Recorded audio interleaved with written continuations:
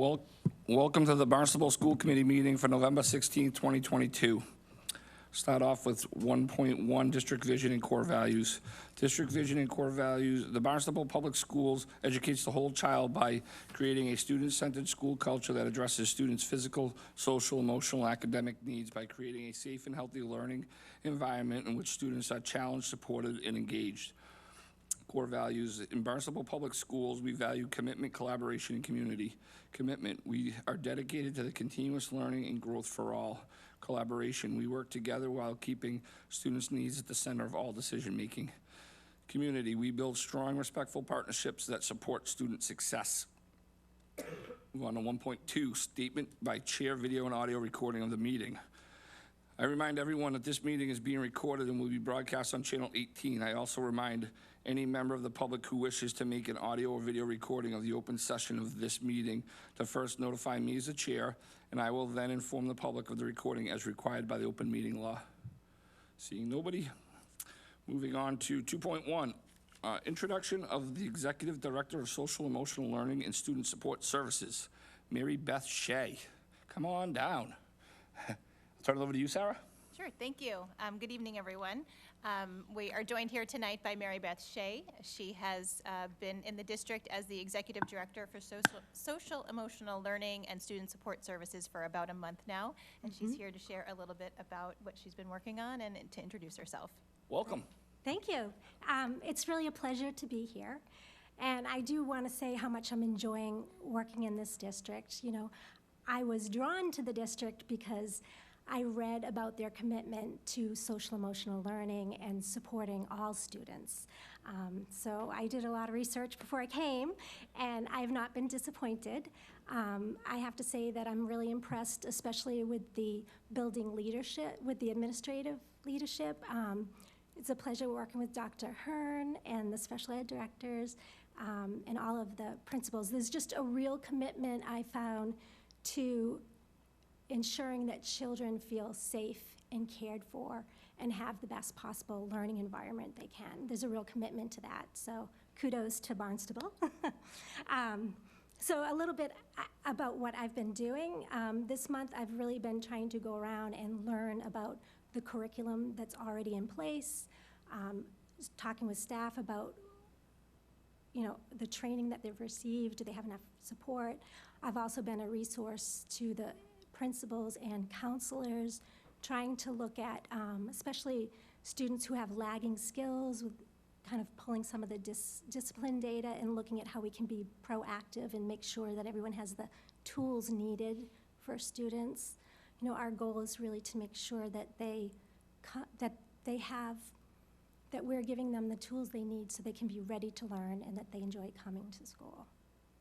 So our goals, just kind of putting my toe in, but Sarah and I have kind of pulled some of the discipline data to kind of look at, our systems in place, any trends, and how we can really be more proactive and support that, so. Excellent. Thank you very much and welcome. Does anybody have any questions? No? Thank you and welcome. Okay, thank you very much. First school committee checked off the list. Have a good night. Okay, moving on to 3.1, approve school committee meeting minutes for October 5th, 2022. Can I get a motion? Move to approve school committee meeting minutes of October 5th, 2022.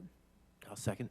I have a motion and seconded. This is a voice vote. All in favor signify by saying aye. Aye. Aye. Opposed, nay.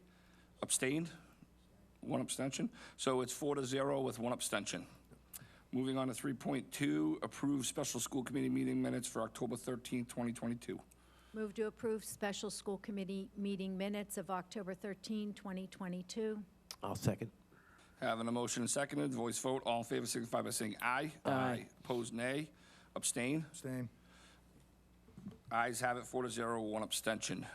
Moving on to 3.3, approve school committee workshop minutes for October 13th, 2022. Move to approve school committee workshop meeting minutes of October 13, 2022. And I'll second. Having a motion and seconded, voice vote. All in favor signify by saying aye. Aye. Opposed, nay. Abstention? Abstain. 4-0 with 1 abstention. Moving on to 3.4, Student Envoy Report, the highlight of the night. Oh. Here we go, it's all you. Phil, oh my gosh. There we go. Really honored. As November, the most exciting month of the year, begins, the second marking period is also beginning. So, new grades, new quarter, very exciting stuff. Seniors are already looking forward to the end of the year, though, and they've begun creating a playlist for prom. And they're looking to accept submissions for that so that, everyone can have music that kind of speaks to them at prom. The BHS Drama Club will be presenting their first musical of the year. The 25th Annual Putnam County Spelling Bee will be presented this week, Thursday, Friday, and Saturday, I think. And tickets can be ordered online. The Rolling Rally will be November 23rd at noon on Main Street. It will feature BHS clubs and sports teams and will culminate with a pep rally on the Hyannis Village Green. As fall sports come to a close, teams are having their last practices and playoff games this month. Tonight, varsity volleyball is playing against Newton North. Oh. Yeah. And girls cross country will compete in the Massachusetts Division I state championship, as will members of the boys team, and that's on Saturday. Thanksgiving break is next week, as I'm sure we all know. Looking forward to the time off. And when we get back from break, winter sports will begin holding their tryouts. That's pretty much it. Thank you. Excellent, thank you very much. Have a good night. Have a good night. Okay, we're now going to move on to public comment. Public comment will be limited to 3 minutes per individual and 30 minutes total. There will be no debate or action taken on public comment items. The committee will take items under advisement, or the individual will request an item be placed on a future agenda. The chair will also allow public comment at his or her discretion during the meeting. Having said that, I now open public comment.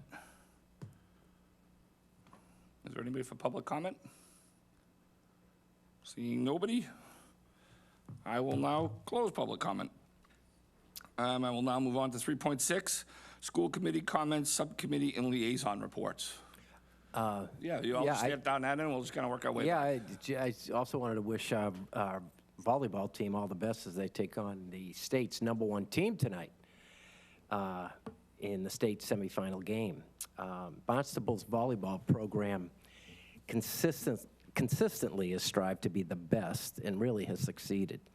And so hats off to all the athletes and coaches involved in this great program, and I kind of wish I was there. Kinda.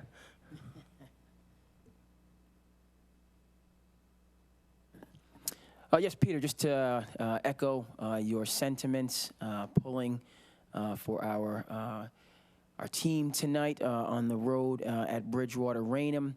I know that the match against Franklin was, as the Cape Cod Times reported, a 5-set thriller where the two teams went back and forth. That's Sarah Hearn's old team over there. And so I know that it was our superintendent's support. We had already talked before the game, and she had assured me she was 100% for Barnstable. Before the game, before there was a winner and a loser, she had already said she was 100% on Barnstable. That's good to know, Mike, we had brought because- it up. yes. As a chair, I felt that was my obligation to bring that up. Because, on that point, I saw that we had a student fan bus, which was packed, and the students were out to support, and it was just an outstanding match.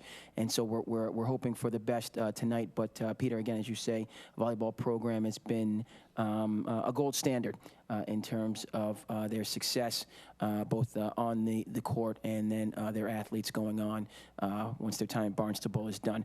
Concerning the Culture and Climate Committee, we met in November.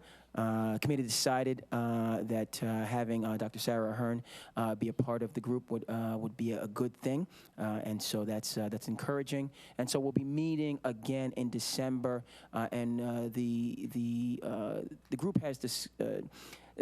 Establishing an action goal, establishing a singular goal, I think is going to be the focus of that next meeting going towards February, when I believe the time for the subcommittee is up for evaluation. Culture and Climate, looking forward to the December meeting, and again, establishing a specific goal and moving towards that goal in the succeeding months. I'm just going to ditto what everybody said. Good luck to the volleyball team. They're just fantastic. They're fun to watch. So let's go. Let's go, Red Hawks. Let's go. So the subcommittee on policy revision was supposed to meet this Friday, but several of us had conflicts, myself included, so we canceled the meeting. The next meeting will be Friday, December 9th at 1 p.m. I did attend the MASC conference. Didn't run into anybody, but I showed up, went to sessions, left and went to work, and came back and popped in. I did go to the collaborative gathering that was Friday morning, since I'm on the collaborative board as well. So that they were trying to come up with some strategies to increase funding because students hitting collaboratives, they're picking up the slack of all the districts that are understaffed and trying to meet the needs of students that have high needs. And so they're working together to come up with some new funding strategies and some plans for meeting all the needs of students that are being sent from the feeder schools. Okay, and then I'm last. So a couple things. First of all, good luck to the girls volleyball team. Also, I would like to also say good luck to the girls cross-country team that's going on this Saturday for states and the boys cross-country. They've been chewing up the courses. I've been following them, and they go to invitationals all over the place, all over, and the kids are coming in first, second, like in state, and like I had two of my sons did cross-country, and you'll go to an invitational, you'll get 400 runners. Could be an all New England meet, and our kids are coming in second, third, 10th out of 400 kids of their age group. So good luck to our cross-country girls and boys states. I'm sure you'll do awesome. And good luck to our volleyball, girls volleyball team tonight. The only other thing I got, so this year I have a senior. So I'm kind of getting the updates for Senior World. So I'm gonna kind of pass some along to parents in case there are kids I usually keep an eye on it, and then tonight before I came tonight, I said to my daughter, okay, now what do I need to tell the seniors? So the moms and dads. So stuff already had to be in for the yearbook, but you can still buy the yearbook stuff. It is with Mrs. Whitten, is the one who does the yearbook. The other thing is caps and gowns. Caps and gowns, you go to the MyBucks, which is the way you used to pay for your kids' food. You go on, let me think, you go on the MyBucks, you go to the store, and the caps and gowns are there. So you can purchase the caps and gowns now. So that's another one. And then Lucy brought up about prom stuff. So Celebration is the after prom party. It's phenomenal. So they started their meetings this month. So Celebration meetings are the second Wednesday of every month at 6:30 p.m. at the junior senior CAF in the high school. I'm trying to think. I think that's it for seniors for right now. I'll kind of give updates as the year goes on, but I think that's the ones that I have for tonight. So other than that, I am all set. Let's move on to 3.7, the superintendent's report. Great, thank you. I have a couple things to share with you and the community this evening. Just to add to what Lucy said regarding the 25th Annual Putnam County Spelling Bee, which is being held starting Thursday, also Friday, Saturday afternoon, and Saturday night. It's going to be at the Knight Auditorium, and there are some special guests who are participating, some of whom may be sitting around this table. We'll also see BHS admin participate and special guests of the Drama Club. I, too, want to wish our girls volleyball team an excellent game this evening. I was and previously had been rooting for them as they went into the playoffs, and I was sad to not be able to attend the Franklin game. We have a high school senior at home who was on a college visit, so we're busy with that, but I was rooting for them from a distance. We do want to acknowledge a very generous donor who's offered to buy tickets for the students who are attending tonight's game. So we thank that anonymous person. There are fan buses also going up tonight to Bridgewater Raynham, which is where the game is being played. Also, good luck to our cross-country teams, and as well, I want to be sure to share how proud we are of all of our teams this fall for their excellent seasons, representing Barnstable both on the field and off the field. November is National Indigenous Peoples Month, and we have a social media post sharing awareness of cultural months of recognition. We want to celebrate their rich history, cultural traditions, and contributions, both this month as well as throughout the year. Addition to that, Kristen Harmon, Mary Beth Shea, and I met with members of the Wampanoag Education Center last week to learn more about partnership opportunities that exist through grant funding. These opportunities include specific supports for Native students. They also provide professional learning opportunities that we are looking forward to exploring for faculty and staff. And then lastly, I just want to update the committee and the community to keep you in the loop on where I am and what I'm doing with my entry plan and some of the emerging themes that are happening as I go across the district. I've visited each school monthly since the start of the school year. I talk with principals, and we walk together and make visits to classrooms. I'm continuing to review various reports, including the consultant report from the fall of 2019 by the District Management Group, and another example would be the Northeastern study on climate in the athletics department. I continue to review school committee policies. There's a lot of data that we're reviewing as a team together, including student learning data. You'll hear more tonight about MCAS, but also access scores and STAR data, enrollment and staffing, which I've been sharing some of that with you, but continuing to dive deeper there. Educator evaluation data, previous workplace satisfaction and climate surveys, and as Mary Beth Shea talked, we're also looking at practices such as record keeping and documentation, how we're conducting investigations, and as she noted, discipline, among other things. I think some of my most favorite activities of my entry plan have been the listening sessions that I've been doing within the past several weeks. I'm hosting listening sessions with each building's faculty and staff, and they'll be completed by Thanksgiving. People are really candid, I think, and open and honest in terms of what they perceive to be the strengths and opportunities here and their hopes and dreams. And I've really enjoyed that time. I did send out a survey, and 360 people or so have responded to that survey with input, but we are also seeing individuals coming forward and engaging face-to-face, which I really appreciate. I've begun to hold focus groups and listening sessions with students. I hosted a group of about 15 students for lunch at the United Elementary School earlier this week. I will be meeting with a focus group at the intermediate school next week and high school groups in December. The groups were put together by the administrators and counselors and were purposefully selected to be a broad representation of students to share what they think are the strengths and opportunities for their school and the district. And those have truly been a highlight. And one of my, I think my favorite things was meeting with the faculty of BUES this morning and relaying to them what they shared about what they think of the strengths and what they like, and they like their teachers. So that was a really positive thing to be able to relay back to them.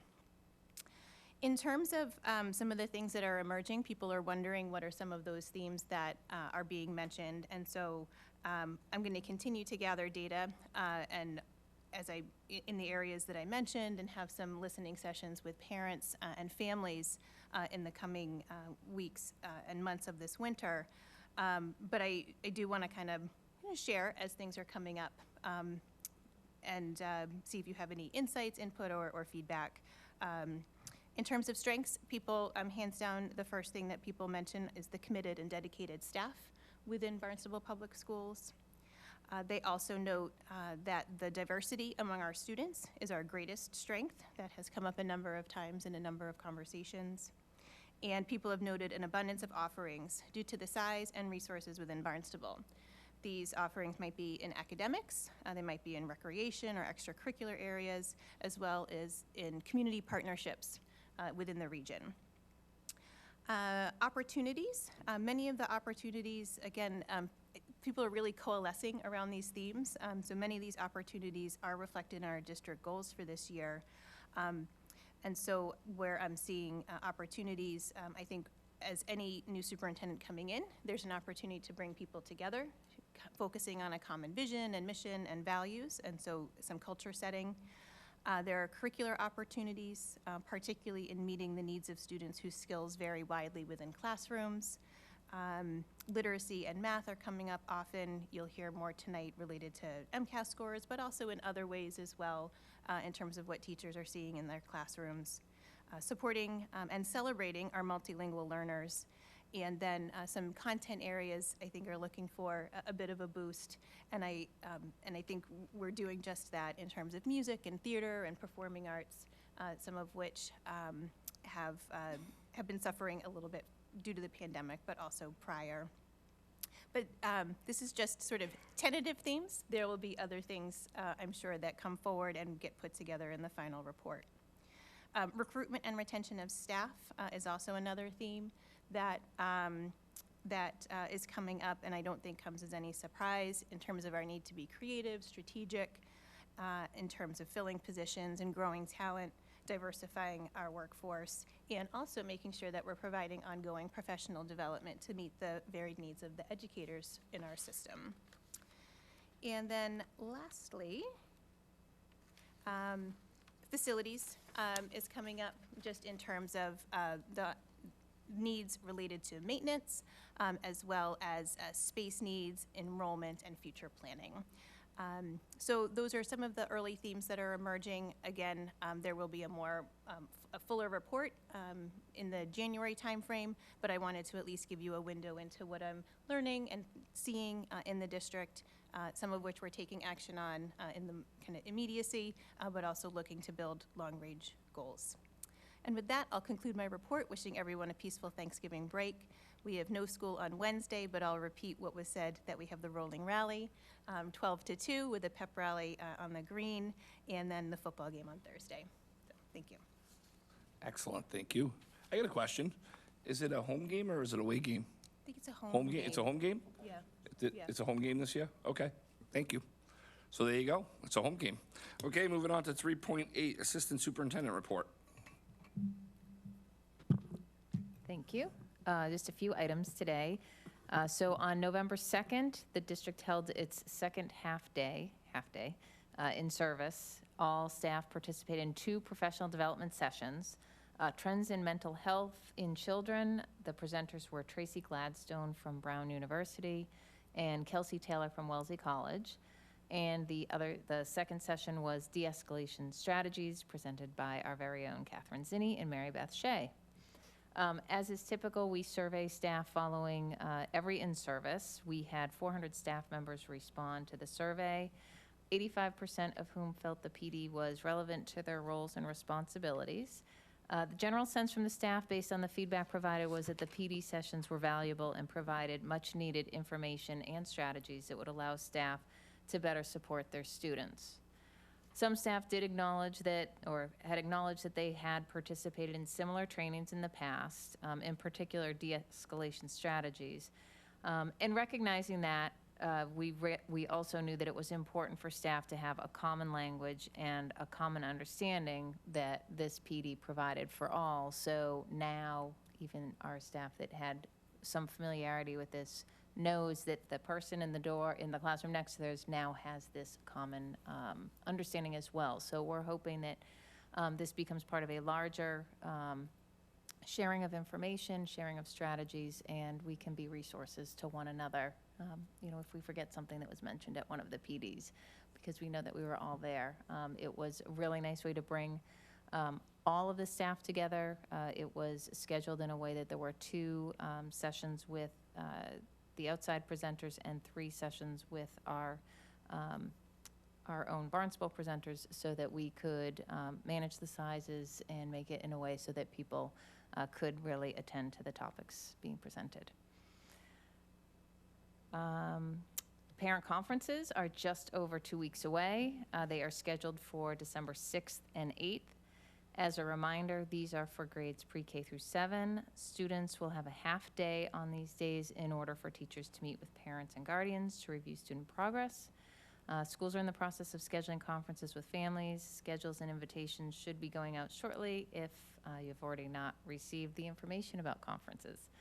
I will also mention, Lucy had brought up report cards in term 2 starting, so report cards for the high school and the intermediate school did go out prior to the long weekend, and our K-5 report cards will be going out on December 2nd, which is a Friday, before parent conferences. And then finally, I just want to offer congratulations to Barnstable High School on their inaugural unified basketball season through the efforts of, and I'm sure I'm leaving people out, so I apologize, but through the efforts of Lee Doherty, Steve Sentes, and the coaches Ellen Gage and Mandy Zinno, the high school was able to organize a successful first season. The future is definitely bright. The unified basketball team joins athletes with and without intellectual disabilities on the basketball court. It is inspired by the simple principle that training together and playing together is a quick path to friendship and understanding. And this was clearly evident from the games. On the court, on the bench, there was excitement, there was competition, and there was a lot of fun. And I would really be remiss not to mention the support of the student body and the staff as they filled the stands of these home games. It was really a pleasure to watch. I'm looking forward to them continuing this. And I do hear that we may have a unified track team coming up in the spring. And that is all I have today. Excellent, thank you. Any questions for the superintendent or assistant superintendent? Seeing none. Okay, we'll move on to 4.1, create policy IMH, emotional support dogs. Kathy, this is a second read, so it'll be a vote. Right. So this is the second read of the policy, which was created to meet needs of people requesting to bring emotional support dogs into the schools. And rather than just look at everything on a case-by-case basis, the committee felt it was important to have a policy in place, and it's important to make sure everybody understands that it is for emotional support dogs only, and it's a policy that provides the flexibility needed to bring this support into our schools for students. Do we have any questions? I just want to say, there was no feedback between last month and this month. Okay. No, any questions? Seeing none, can I get a motion? Move to create policy IMH, emotional support dogs. Having a motion, having a motion in, can I get a second? I'll second it. Have a motion and seconded, is a voice vote. All in favor, signify by saying aye. Aye. Opposed, nay. Any abstentions? Ayes have it unanimously. Moving over to 4.2, update policy GH, student attendance. This is also a second read. So again, there was no feedback between the October meeting and tonight. It's a second read of the policy, which was updated upon recommendation of Attorney Michael Joyce, who does our review of the student handbooks. Most updates were provided to be in compliance with state and federal regulations. Superintendent Ahern also provided some additional language clarity and consistency. Okay, can I get a motion? Any questions? Seeing none, can I get a motion? Move to update policy JH, student attendance. And I'll second. Having a motion and seconded, this is a voice vote. All in favor, signify by saying aye. Aye. Opposed, nay. Ayes have it unanimously. Moving on to new business, 5.1, approval field trip request to New York City, March 24th and 25th, 2023. Good evening. How are you? Well, right now, you're taking me away from a volleyball game. over My there, bad. okay? Just saying. What's the update? It was 22-17 when I just checked. We're down 5, but it's okay. It's okay. They're playing really well. And there is a sea of red in the Oh, good. stands. It's Excellent. outstanding.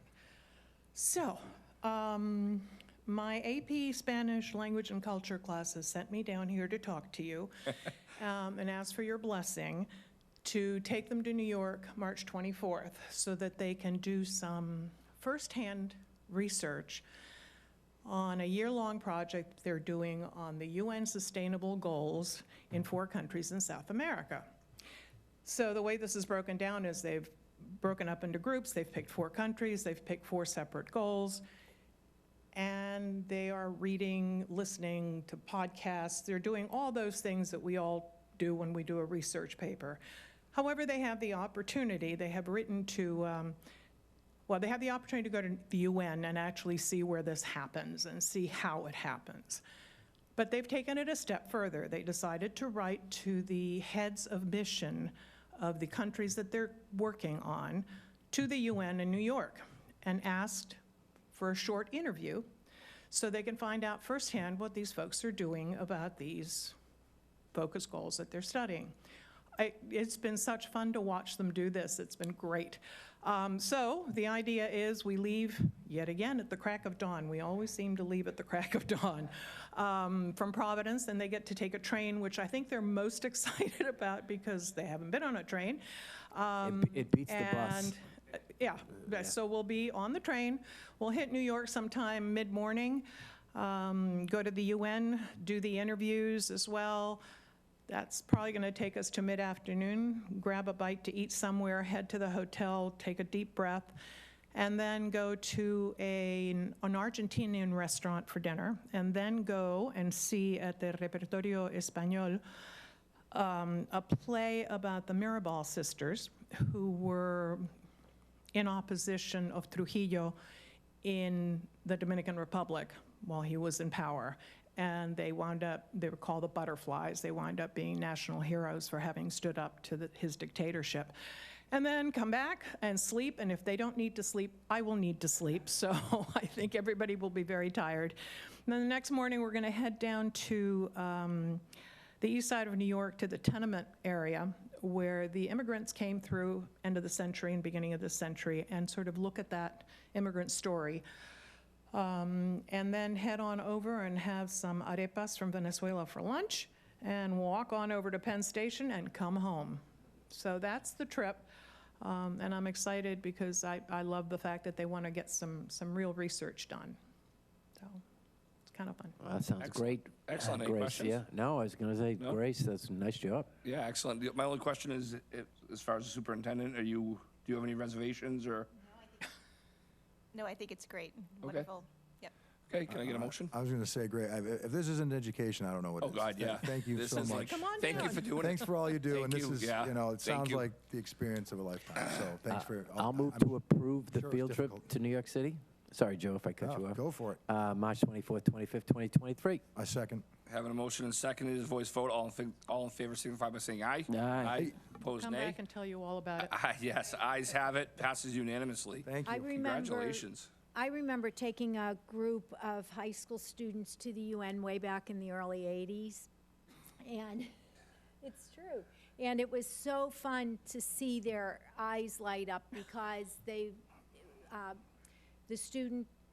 school at which I was teaching was not in a city setting. And so just the city itself and the way the UN is so enlightening. But I really commend these students for thinking in this manner and taking that initiative. That really shows a high level of research and critical thinking. So I look forward to hearing about the trip. It's wonderful because they're the ones that are going to be solving these problems. So it's nice that they're going to get some firsthand Well, they're already information. engaged. They're already engaged in it, which is good. Thank you all. Thank you. Thank you for coming. Moving on to 5.2, approve field trip request to Woods Hole, February 21st to 23rd, 2023. Hi, welcome. Thank you. How are you? So this is a very similar trip to what we did last year. For those of you who remember it, I know Yeah. Lucy did go last year. It was an amazing trip. It's a little different this year, other than that it's only 2 overnights. It's still 3 full days, but instead of 2 full and 2 half, they shortened it a little bit. So we'll spend the full day on Tuesday. We'll arrive in the morning. The kids will spend Tuesday night and Wednesday night. So we'll have 3 full days in the lab. We'll come home Thursday evening, or we'll leave Woods Hole before dinner. It doesn't sound quite as exotic as Grace's trip, but I don't know. The kids did, I mean, last year we had a great time. This year they're going to do anatomy and development of marine vertebrates and invertebrates. So they do spend pretty much the whole time in the lab. We do quite a bit of tours around the facility at Woods Hole. And all in all, it was a great trip. This afternoon, I did get an email from them saying they will fully fund all 16 students. There's an anonymous donor, and it's $22,000. So this year, we thought we had 12 fully funded. I had applied for a Cobb grant, which I emailed Jackie this afternoon and told her we no longer need. So they will fund the entire trip. It covers everything. All the kids have to do is bring clothes. I mean, sheets, towels, blankets, pillows, all their meals, everything. And I mean, one of the high points, if you were here last year, was the food. They had a great time, but it's an amazing opportunity for the kids. I just got a question about it. And I don't remember, I remember having some kids that were talking about going to college, and they were here talking about, Yes. was this the one they were talking about? Because I remember Or they were at Patty. Woods Hole talking about being in the labs and all of the things they talked about, what they did in the labs and stuff. That was this trip? And some of the kids, actually, Nora Penny came, and she had just gotten into Harvard and had Yes, changed yes. her plan to biology after this But that trip. was the kids, I remember the Yes. kids standing here, and I remembered them talking about it. Same And how trip. exciting it was. And Different program this year, in case we have Right. some repeats, but it's juniors and seniors. And But it's they the same- apply to go, same program, same donor, as far as I know. We don't know who it is. Somebody was Excellent. quite generous. Okay, excellent. Do we have any questions? I'm just going to say, this sounds just as exciting to me. I mean, I think this is Oh, awesome. it's great. I had a great time. Yeah, I mean, getting into, I mean, for kids that want to go to the city and want, in activism and art, and some people are really into that. Some people are really into the sciences, Oh, they getting are. into a lab, seeing how this stuff does. Oh, my Joe, are you God. swapping from math to, are you going to science? Am I I hearing love you? science. Great. I'm engineering, Right. environmental engineering background too, so we did a lot of lab stuff. I love the lab. We I worked in spent the quite a bit soils of lab. time with the director of MBL. I mean, how often does a high school kid get to spend time with the Right. director of It's MBL? awesome. So, Awesome. Again, thank amazing. you. This is education. awesome. Thank you so much. This is Thank you. Thank you. Can I get a motion? Yeah, I move to approve the field trip request to Woods Hole, February 21st to 23rd, 2023. Second. Having a motion seconded, voice vote. All in favor signify by saying aye. Aye. Opposed, nay. Ayes have it, passes unanimously. Congratulations and have fun. Okay, moving on to 5.3, update policy IJOA, field trips. First read. Kathy. So we started this policy a few months ago, and it took a little while. There aren't many changes to the actual policy. What it does is it cleaned it up, it provides clarity. I think it combined some information that was spread across a policy with the -R, which is a regulation. And we felt that it was important to bring it outside of the scope of the whole manual now that we're getting back into field trips after the pandemic. Dave Anthony reviewed the policy with us, and so it's been thoroughly vetted by the committee and by Dave for any potential legal issues and to make sure that we're all in compliance. Okay. So, if- As usual, if you have anything, Yeah. bring it back. We will have a meeting in December, and if anything gets held up, we'll be able to discuss it. okay, and then okay, so that's that. Okay, so 5.4, presentation of MCAS results. Sarah. Great, thank you. So Oh, annually. I'm sorry, it's supposed to be Kristen. My bad. Oh, I didn't see who can it was I- for. Can I preface it? You if can, don't mind? absolutely. So Kristen will present last spring's MCAS results for the Barnstable Public Schools, which is something that is typically done on an annual basis. This presentation represents scores that are really the test was done for the first time as it was intended in 2 years because 2020 and 2021 were disrupted.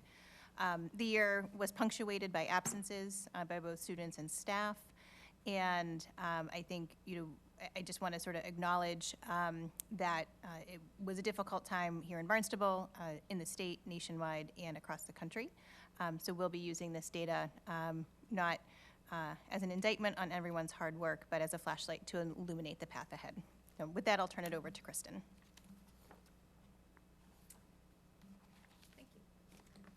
So I just, first of all, let's turn on my mic.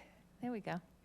I do want to thank Mo for her help in pulling together the data, and for those of you who have seen my MCAS presentations before, you'll notice that it does look a little bit different. We are using a platform called Open Architect, and I only mention this because right now it is a free platform that is that DESE is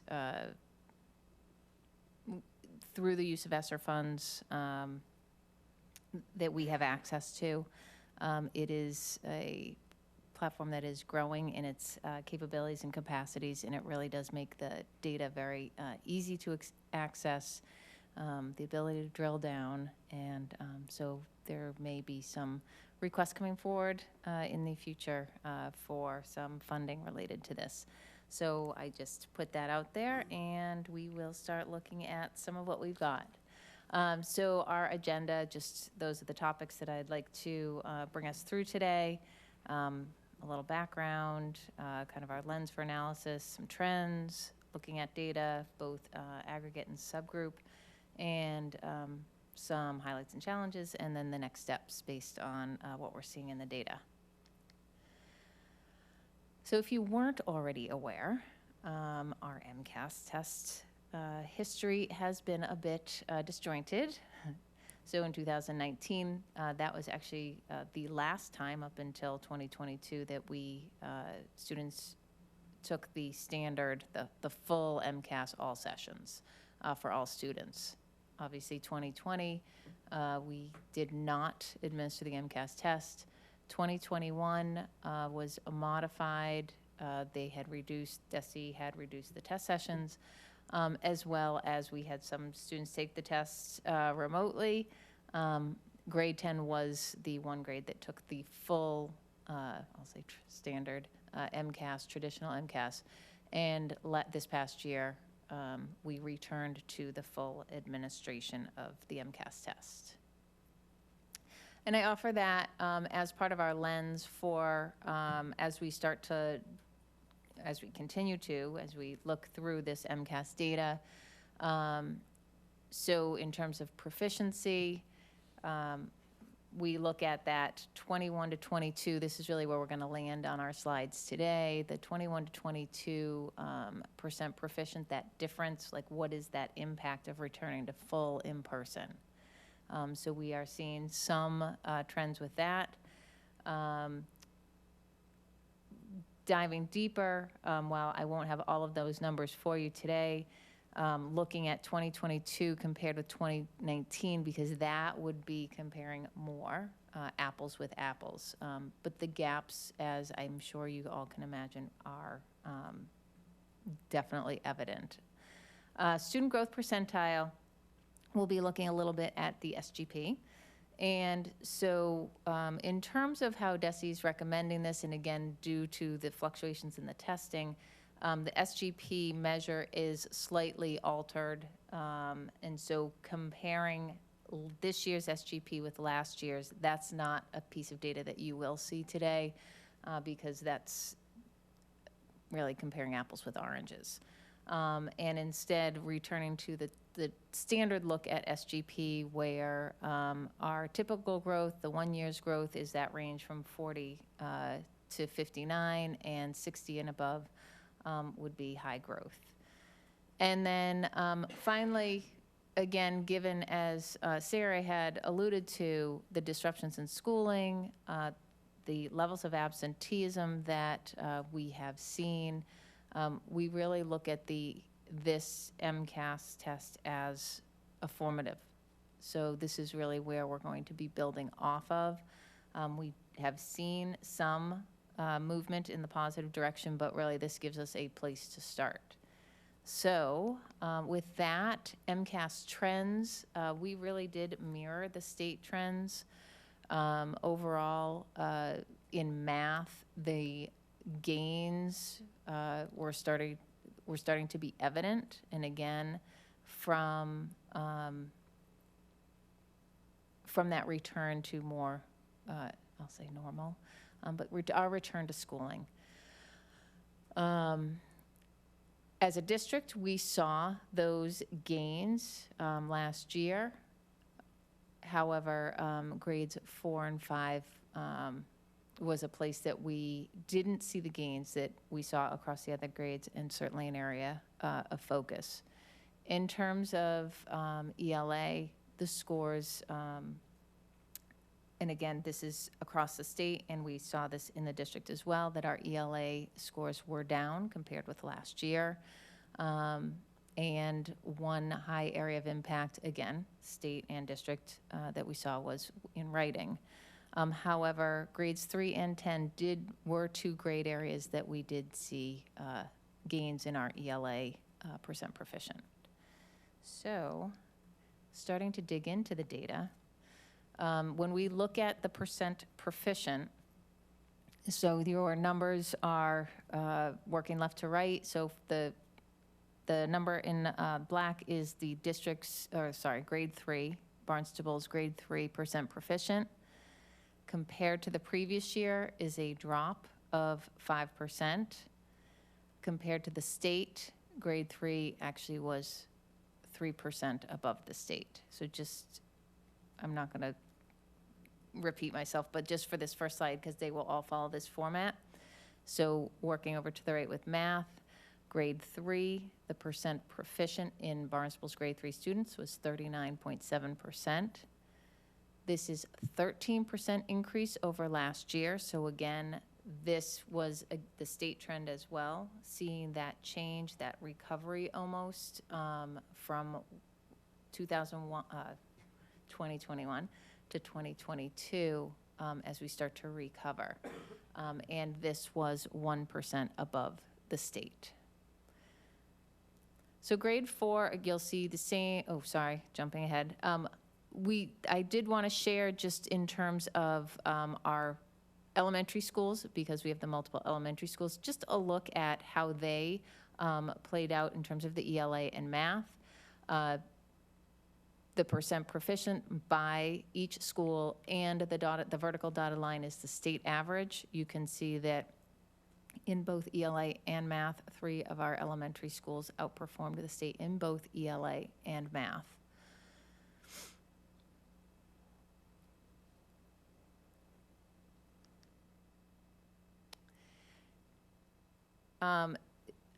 Just as another look, again, at our multiple elementary schools, but also this is one of the graph views from Open Architect.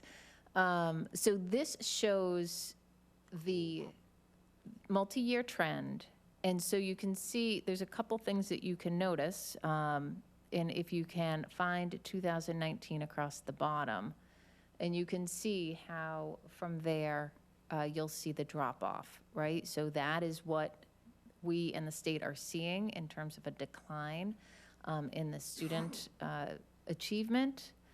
However, again, if you look at West Villages and Centerville and BWB, those, they are performing above the state, and we're seeing in both BWB and Centerville that they're actually starting to rebound, as it were. So they're starting to increase. And again, this is in ELA. And then same view, but for math, grade 3. So as we move our way across the multi-year look, as we hit 2019, we're going to see, there's no score, there's no point you can see on the graph for 2020 that represents no test. But then the drop in 2021 with, again, from 21 to 22, seeing that, signs of recovery. So that's the visual of the improvement from 21 to 22. You'll see that 4 of the 5 elementary schools had that rebound. And so looking, it gives us something to look at with respect to BCIS. Where 4 of our elementary schools did have that rebound, 3 of which, as I'd mentioned on the previous slide, were outperforming the state. So then shifting back to just the straight numbers, so grade 4, so you have your proficient in each of the subject areas, the comparison with the previous year's percentage, and then compared to the state. So again, the ELA did not see the rebound really across the grade levels, and in this case, math did not see that rebound either. And then you have the comparison with the state.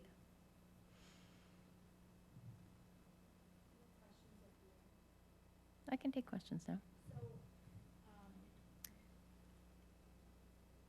Do you remember what year BCIS went from being a charter to being the innovation school? Was that 2018, the last year that they were the charter school? Does anybody remember that? Oh, do you have it? 18? Okay, so as I look at this, I'm wondering if changing the structure of the school from a charter school to the innovation school is having an impact, because I can understand the drop in the Hyannis West. They're our highest EL population in the district, percentage-wise for the school, but I would have expected the BCIS to be more in line with the other elementary schools. So you may not be able to answer it now, but I'm wondering if Kathy Milne might feel that the change from charter to innovation, which everybody was not 100% on board with that, so now I'm wondering if perhaps that structure change will impact the teaching and learning in there. And I think that that's worth exploring. I think there's a lot of, as we continue to talk about this data, we look at, was there a new program brought in at the innovation school? And what was the timing of that? I mean, we know there was a new program brought in, but what was the timing of that? So this, particularly the multi-year looks, really do lend themselves to some of these great questions and what was happening at that time that could have impacted. Aren't we using the same programs across the elementary schools in the district? The innovation school has autonomy over their programming, so they do have a different math and reading program than the other elementaries. Thank you. And I would also add that, BCIS does have their demographics do more closely mirror High West than the others. So I think that they are, again, we're looking at are the programs and curriculum that we're using supporting all of our learners. So, question with that. So you said that they have autonomy over it. When it was a charter school, they could do what they wanted. They truly had autonomy. We couldn't tell them, like, okay, that program's not working. How does that work with the innovation school? I mean, there are students, and they are now part of our school district. So do we, being you two folks who deal with academics, can you say, okay, your math program isn't working, so it's time to try something different? Or I thought when they became an innovation school, we had that. So that was one of the big changes from the charter to the innovation school. The language in the innovation application plan, thank you, does specifically say that they have autonomy over their curriculum. However, if it became abundantly clear that it's a curricular issue, then we can have that conversation around, we need to revisit this. So as an innovation school, they still have autonomy? Over various. Academics. Over various components. Academics. Yeah. Yep. They still have the same autonomy they did when it was a charter school? In terms of programming. Okay. Yep. Okay. So I will move on to grade 5. And again, seeing our grade level, Barnstable's grade level proficiency compared with the previous year, and then compared with the state. Moving on to grade 6. Compared with the previous year and with the state, with the math where we see that, again, a slim recovery from the previous year, but still compared with the state. Shows that gap.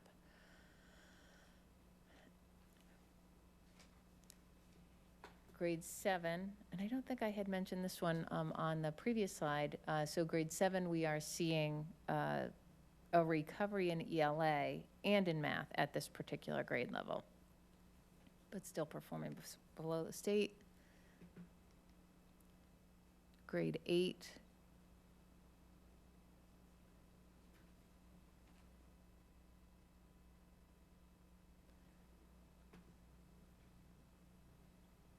And grade 10, and I'll pause here for a moment.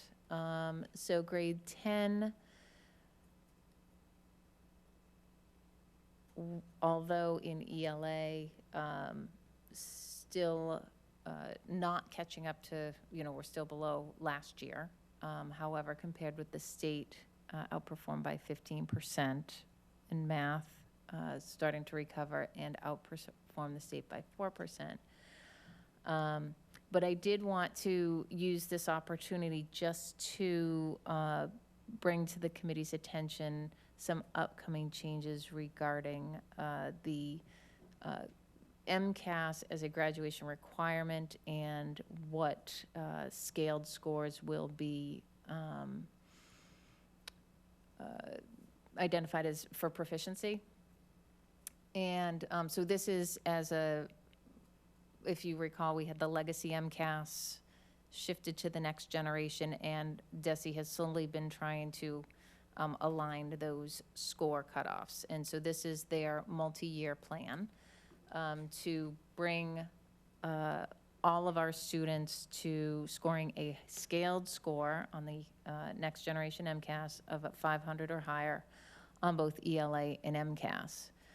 Currently, ELA, if a student scores 472 on ELA or a 486 or higher on math, those are the proficiency cutoffs. That's when a student is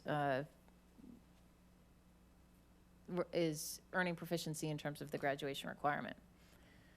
Starting with the class of 2026, which are our current freshmen, the students that will be taking the MCAS next year, the ELA cutoff is increasing to 486. Math will stay at 486. And then into the class of 2031, that will increase to 500, and that's where they're incrementally trying to get to that point.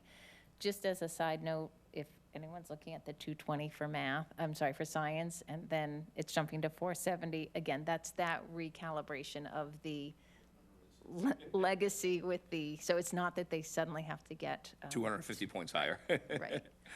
But I just wanted to use this opportunity with grade 10 just to alert the committee to this change, or remind you of this change that is right on the forefront, the horizon.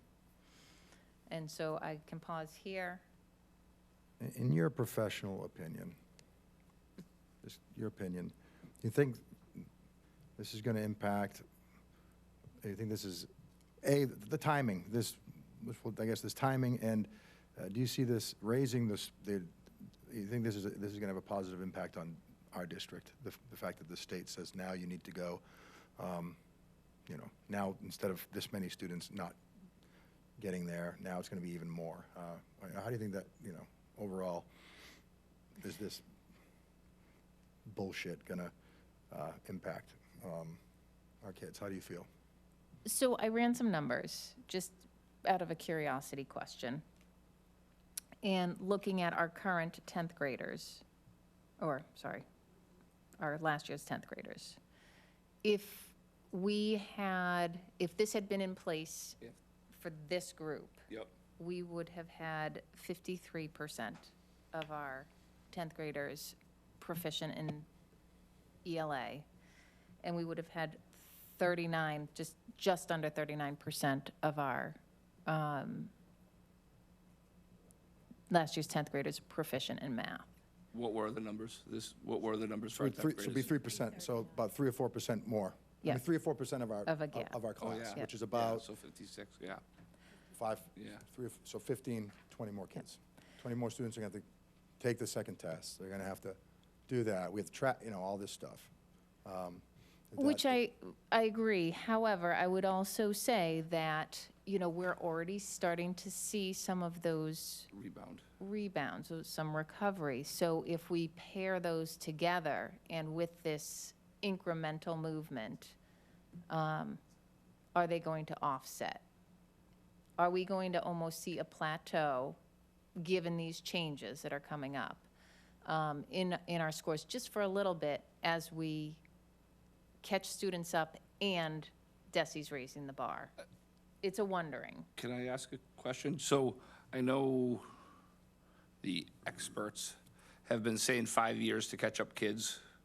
Is that kind of, as we're getting deeper, and I know we're only at the beginning of this year, I get it, but in your opinion or in the literature, is that, as we're going along, accurate? Or is it going to be more like 6 or 7 years to catch kids up? Or is it going to be more like 10 years to catch kids up? Or are we looking more like 3 years?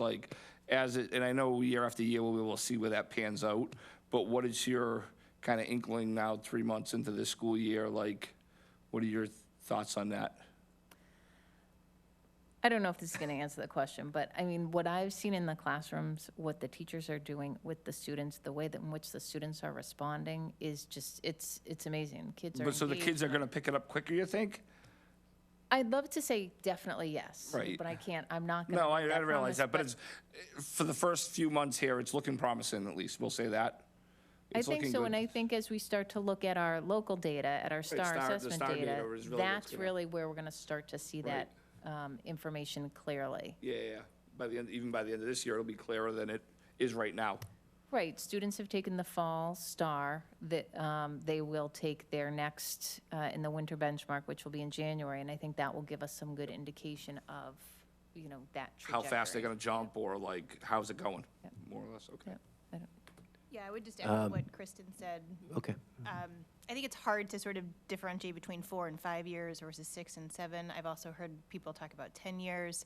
I think one thing to keep in mind is that we're seeing, I think, a wider skill gap among high-performing students and students who are struggling with their skills. So there are some children who really thrived during the pandemic. Remote learning made sense for them in terms of getting more sleep in the morning. Maybe they're introverted and were uncomfortable in the classroom, and so academically, there may be some students who are doing fine and doing well and haven't experienced that so-called learning loss. So I think it's hard to kind of lump everybody together. I think there's a wider skill gap.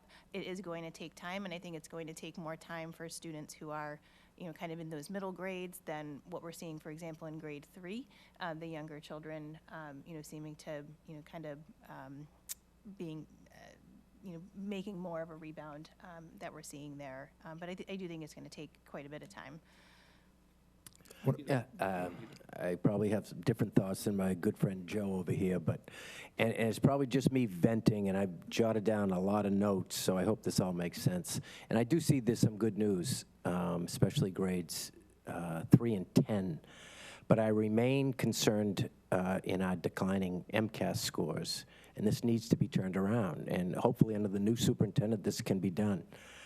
And I do understand the scores will naturally go down because of COVID, but we're all fully back to school now. It seems like our neighboring Cape Towns have had similar COVID issues, but our scores seemingly have taken a bigger hit. I could be wrong, but I think that's right.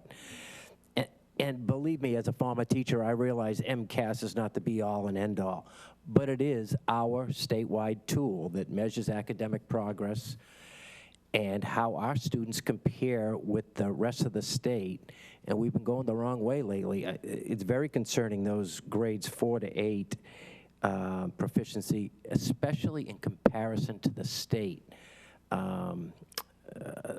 It really bothers me. I do realize sometimes our schools are asked to take on too much of fixing all of society's issues, but I still hope our school's main job is to provide rigor and a quality education to all our students, and it remain our goal, and I'm sure it is. But whenever I see bad MCAS scores, it bugs me, and some of these are concerning, to be honest. Andre, you want to talk? Yes, Peter, to continue On that point, coming on to the school committee, I think you and I both noted that student retention was at the top of our priorities. And it's one of these things, we realize where we're at. I think we've discussed, I've read the literature locally, nationally. This is a national trend in terms of declining scores. Massachusetts, we pride ourselves on public education, leading the nation. But our scores in the Commonwealth have reflected what's happening nationally. Now, we want to take a look at the big picture, but we have to think locally, and we're talking about Barnstable. And so, Kristen, Sarah, thank you for the informative presentation, helpful in terms of getting an understanding and a perspective. But, to echo Peter's sentiment, I think this is something that we need to be revisiting maybe more consistently than we have. Excuse me. Given the circumstance that we're in, it's, yes, there's been a pandemic for everybody. It's had unforeseen and significant consequences for everybody, but the pandemic cannot continue to be a crutch as we're moving forward. We have to begin to make strides and progress across a number of areas, irregardless of the challenges that we as a world have been through. So, again, this presentation is quite helpful. It's insightful. We get a perspective. There's a number of educators on the committee, retired, current, so on and forth. So we know what it is on a day-to-day basis. We deal with it on a day-to-day basis. You can only do what you can do. That's recognized. Nonetheless, this has to be at the top of our priorities.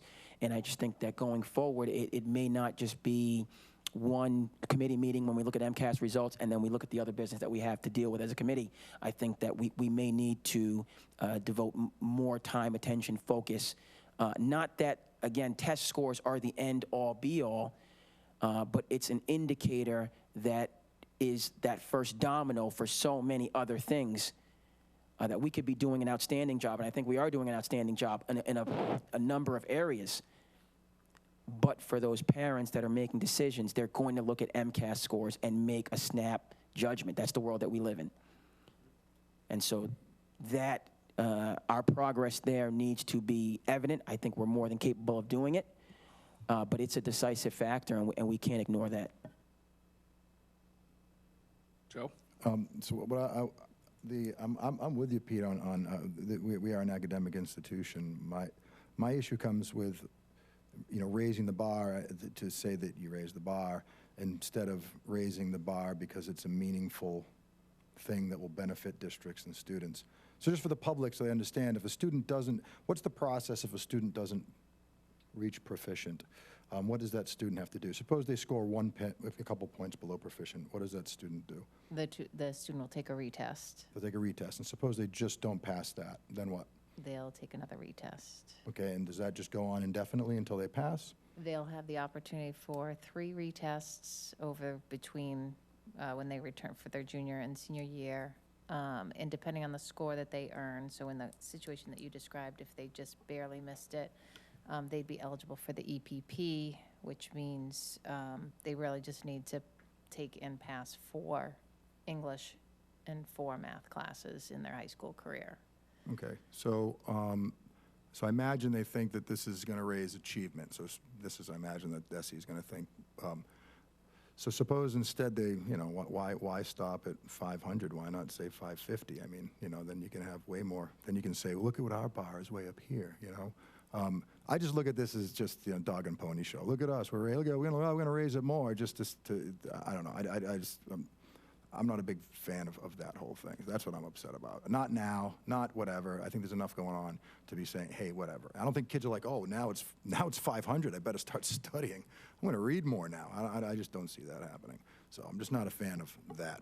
Everything else, I agree with you, yeah. We're an academic institution, but I don't think we're going to get better because they're saying, hey, now 5% more aren't going to reach the bar. Because the way kids, if you look at the distribution of scores on any metric, it's it's some normal-ish distribution, maybe slightly skewed, but there's going to be a percent that are going to be below something, and you're just going to tell more kids to do it more work. But it's not like everyone's going to study more. I don't know. It's just I don't like it. I don't like it. I don't like the smell of it. I don't like the smell of it. Okay, Kathy.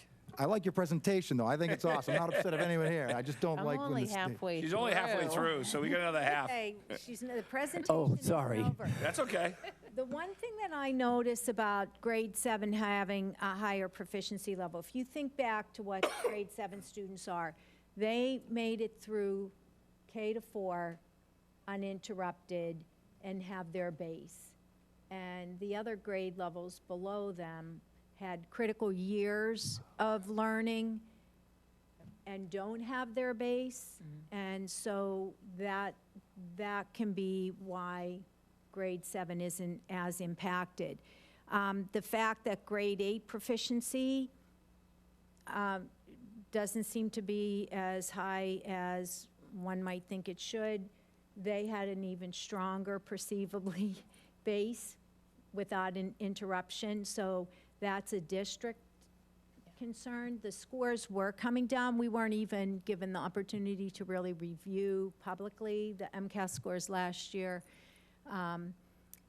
And they had been coming down for a while. A couple of things that I have questions about with this is the balanced classrooms. And I'm hearing from some areas that across the district, especially in these critical elementary grades, especially when they all move from the smaller elementary school to 4-5, that the classrooms really aren't as balanced as they could be.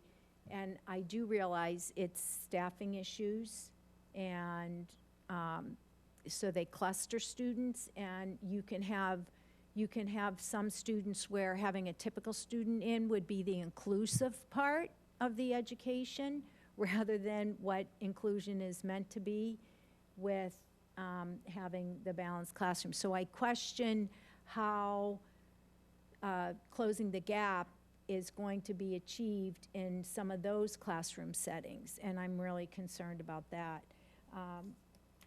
As far as I weigh in similarly to my colleagues up here.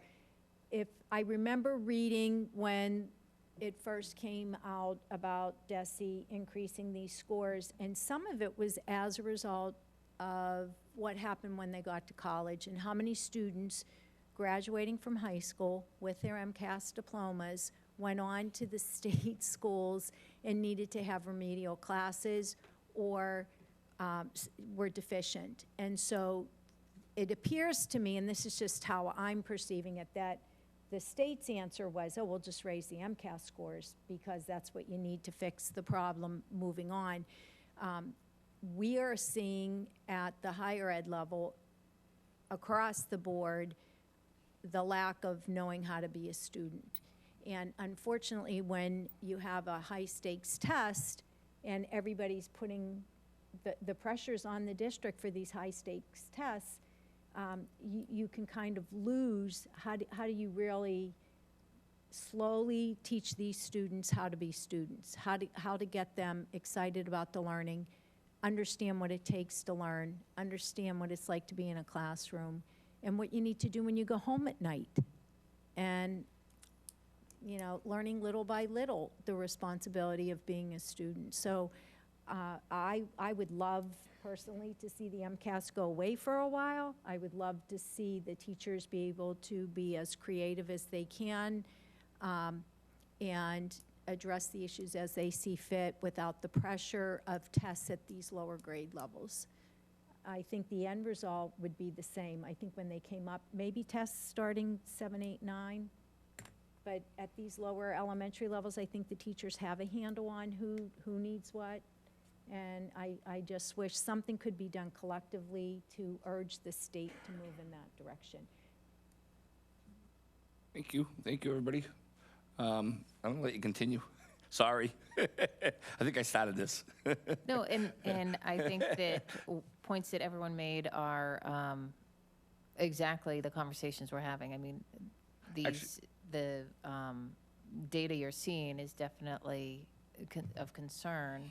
But I also hear you all saying as well that MCAS is a single data point, but it's an important one, and it's a visible one, and a public one. So what are we doing that can help push up our MCAS scores, but really so that our students can be learners, so that they are achieving, and in what other ways are they also going to demonstrate that?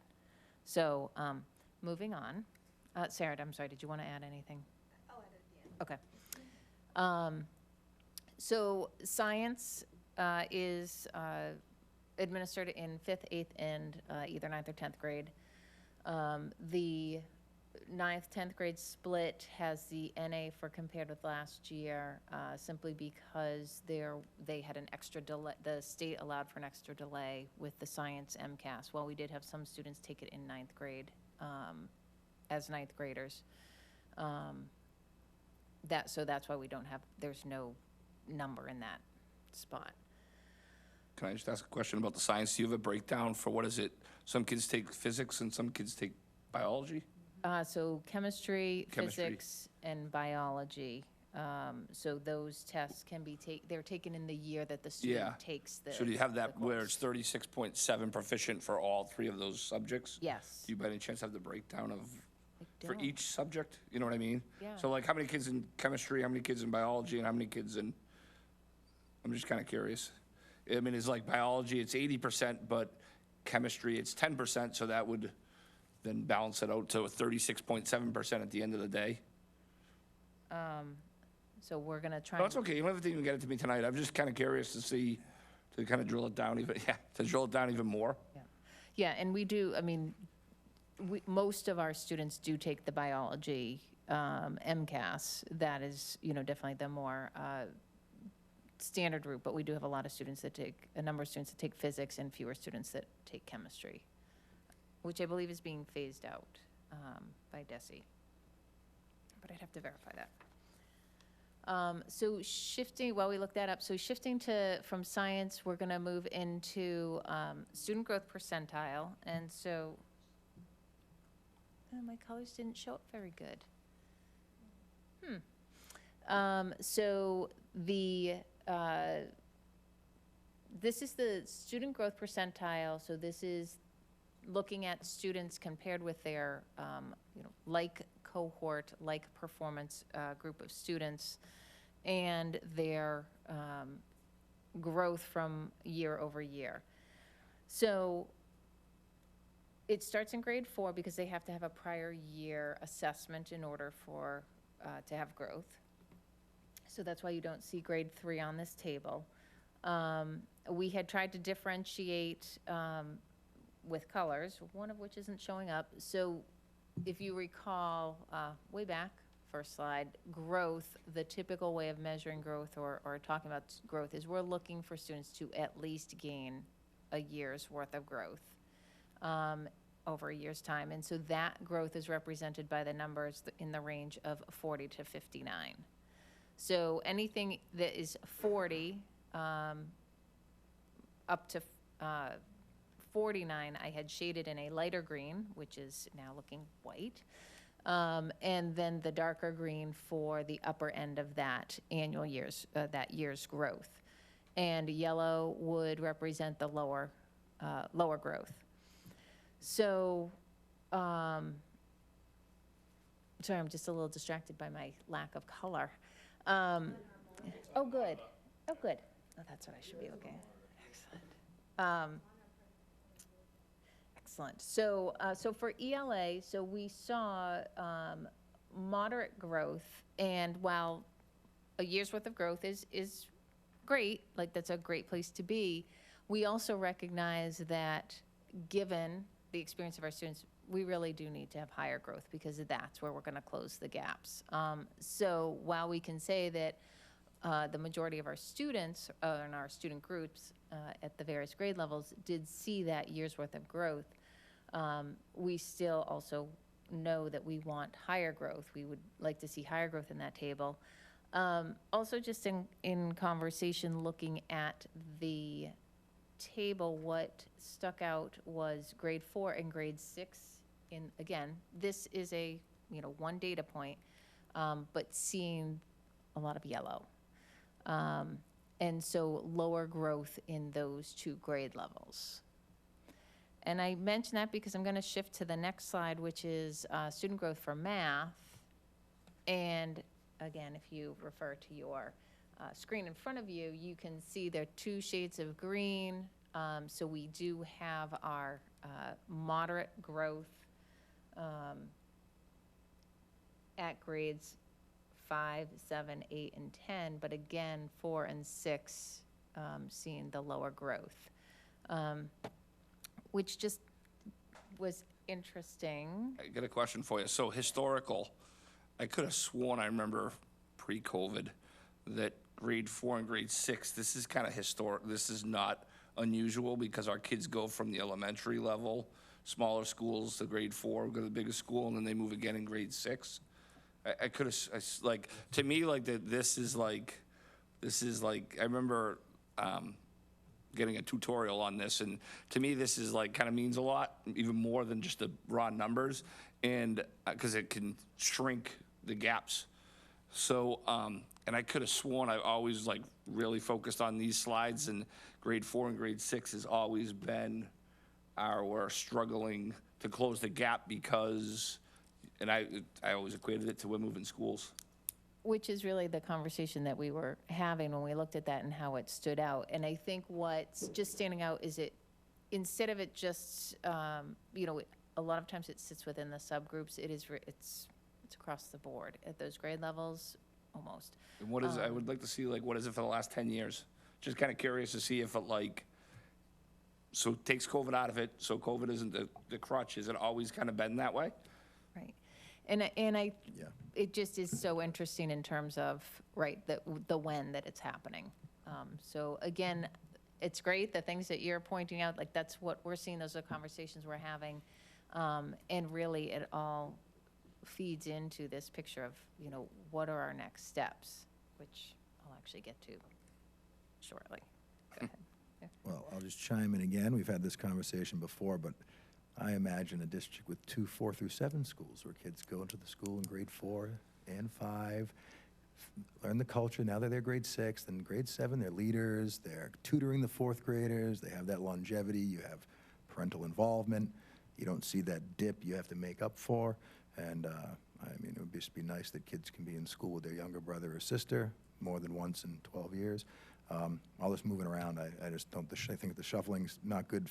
It's certainly not good for learning, but I don't think it's really good for school spirit and school culture. You have to reestablish every 2 years. Oh, here's the new culture. We're making a culture instead of a nice gradual, thing. So if you want those 2 4 through 7 schools, I'm for that if that ever happens.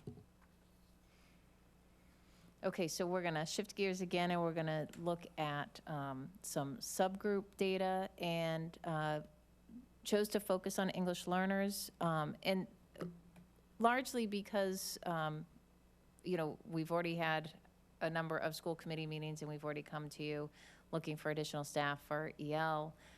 This is our growing population. This is our population. When we look at our data, it is continuing to grow. So just to take a look at our data for this particular subgroup. So again, a graph that we're able to pull very easily from Open Architect. And so this is,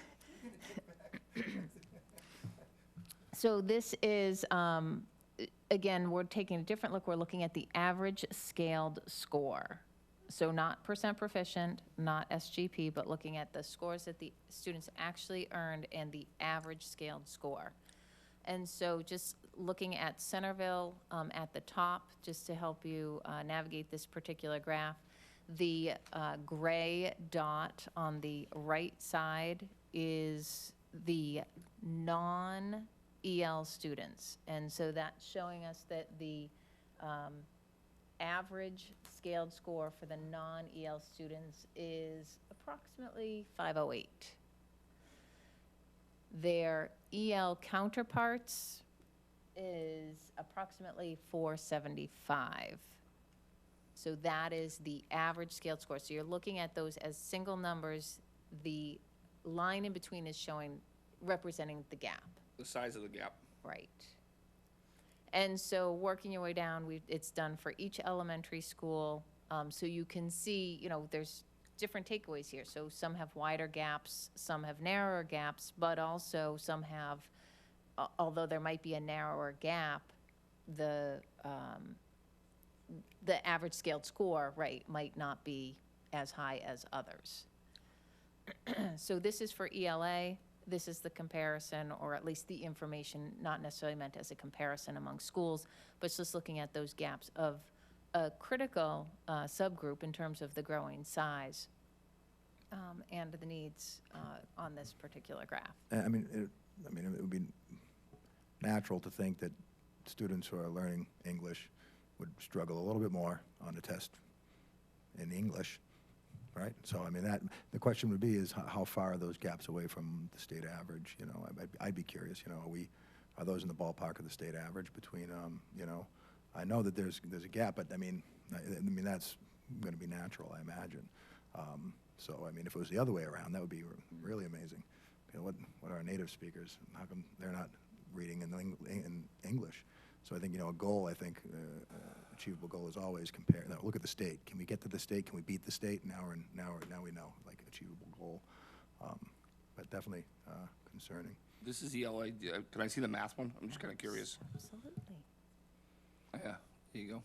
And so same representation, same subgroup, same explanation in terms of the in this case, the gray dot is our non-EL students and their average scaled score compared with, on the left, and in this case, the blue, which is our EL student scaled score.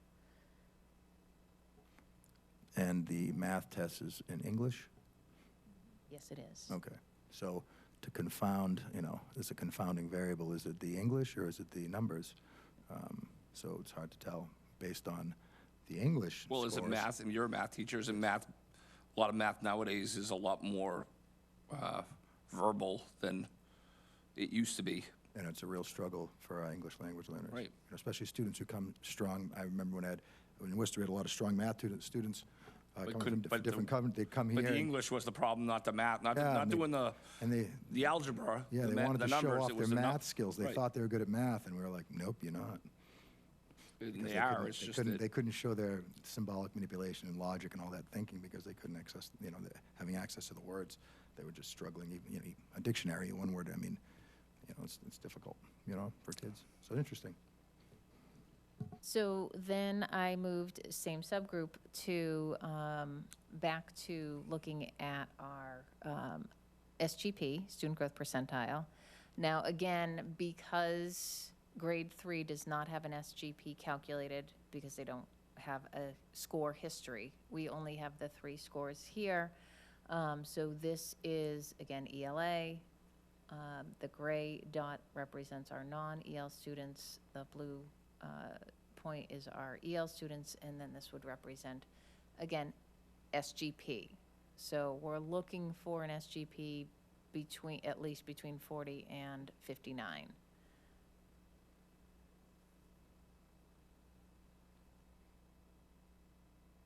And I know Mike is going to ask if he can see the math one, so we'll move on to the math. It should be Joe. I'm asking you because you're the math person. Joe, Are those matched? Have those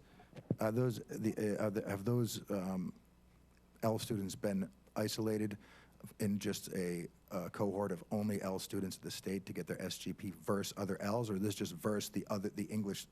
So they're thrown in a pool with all learners, right? yes. And now we're By looking at their score student history. growth versus the people who are native speakers of English versus those who are not, all right?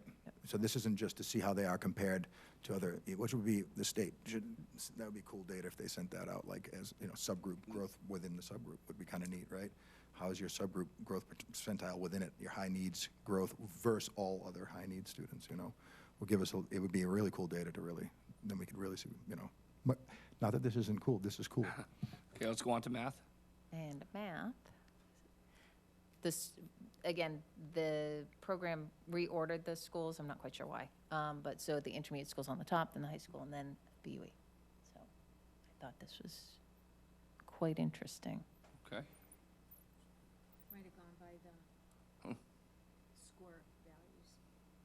So we have the student growth percentile of our EL versus non-EL students, and if you look at Barnstable Intermediate School, the group with the higher growth is our EL students.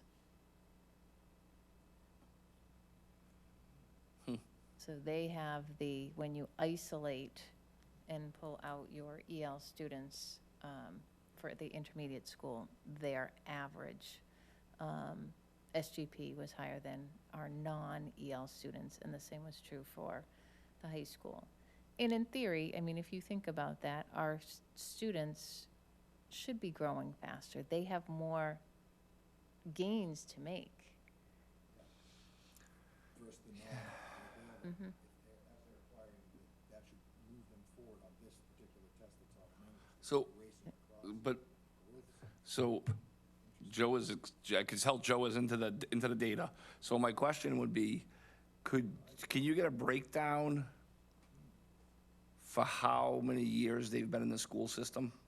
And what I mean by that is if you have somebody who came, who's non-English speaking, who came this year, you would think their growth, as they're learning the English language, their growth would pick up the pace, wouldn't you?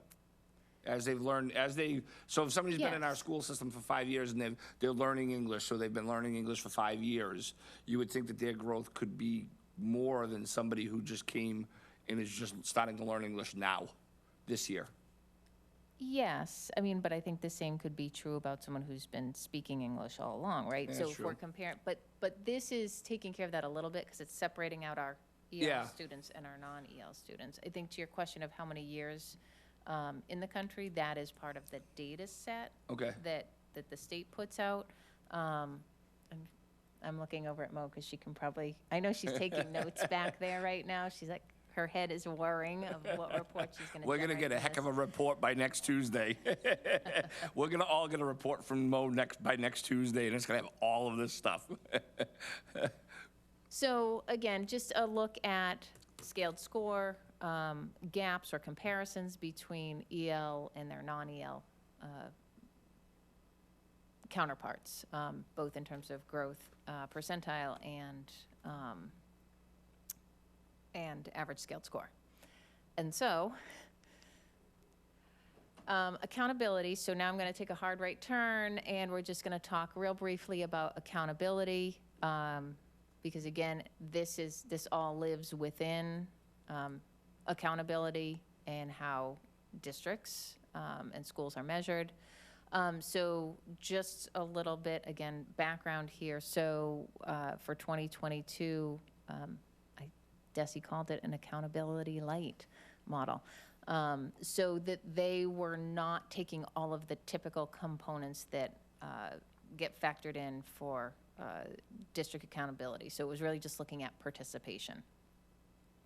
And just, again, foreshadowing, there will be, as DESI has done throughout the last few years, they're going to make some adjustments. They will be updating the accountability targets based on this year's data. So we're anticipating that we'll be getting some updates on that in the coming year. And so as part of this accountability, there is, within those reports, there's also a school accountability percentile. Again, because of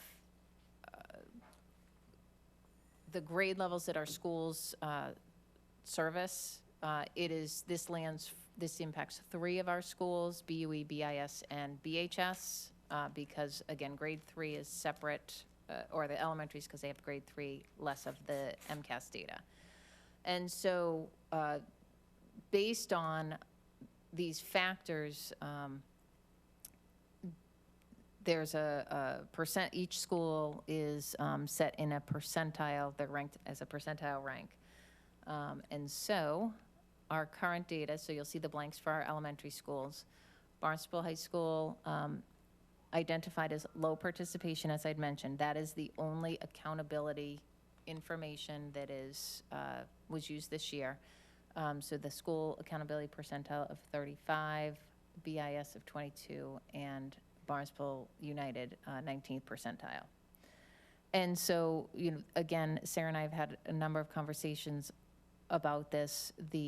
We have looked at the historical trends and the trends of BIS and BUE trending downward, and definitely critical areas of focus and attention related to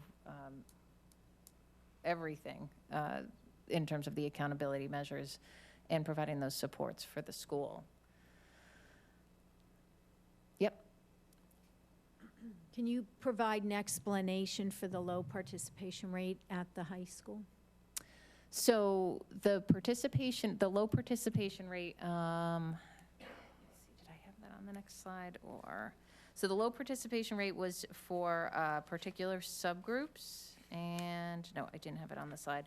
So it was our multi-race students with disabilities and Hispanic, Latino subgroups. And so the low participation rate is below 95%. Those subgroups were 90%, 92%, and 94%. So that's why they were identified as low participation. So, and is that directly related to the number of students who were placed on MCAS alt? That low MCAS because they're not taking the regular testing, but they're doing the MCAS alt? I know they set a target threshold for MCAS alt by percentage, and I know if you look at the data years back, we're usually a bit above that. Right, there's a 2% threshold. We are slightly above that. And so is there movement to put everybody on the MCAS and then wait longer before you decide to have students participate in MCAS alt, instead of placing students on MCAS alt in the elementary grades where they have no chance of coming off MCAS alt? Yeah, I would want to defer that to Catherine Zinni, who's not present, and we can have her come in if we want to further the conversation around that, but I don't have a specific response to that.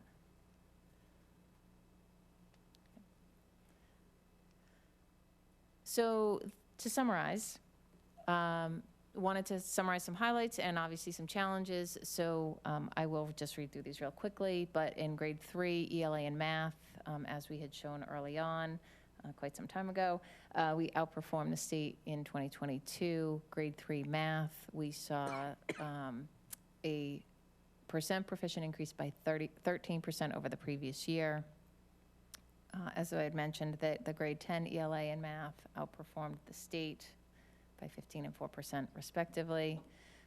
Writing, which I guess I didn't spend too much time talking about outside of the initial slide, but grades 3 and 10 did slightly outperform the state on the writing items. 3 of our K-3 schools outperformed the state in ELA and math, and that higher EL student growth over our non is actually what I should have there, our non-EL students in both BIHS and BIS. But just as clear as those highlights, we also have very clear challenges. Our overall ELA performance, if we look at grades 4 through 6 collectively, our overall percent proficiency was 26.5%. So literacy, and I'm actually jumping ahead a little bit into my next slide, but literacy is a focus of the district improvement plan. Literacy has been a focus as we started to explore new programs last year, and we're continuing that work, particularly when we look at our foundational skills related to literacy. Math performance at grade 8 is definitely an area of concern, and ongoing discussion. Writing at grades 4 through 6, and again, this ties really into our overall ELA performance, but grades 4 through 6 performed 7 to 10% below state on writing items. Our subgroup, the subgroup gaps that we saw for our EL students in math and ELA, and then again, just what we saw with the school accountability percentile.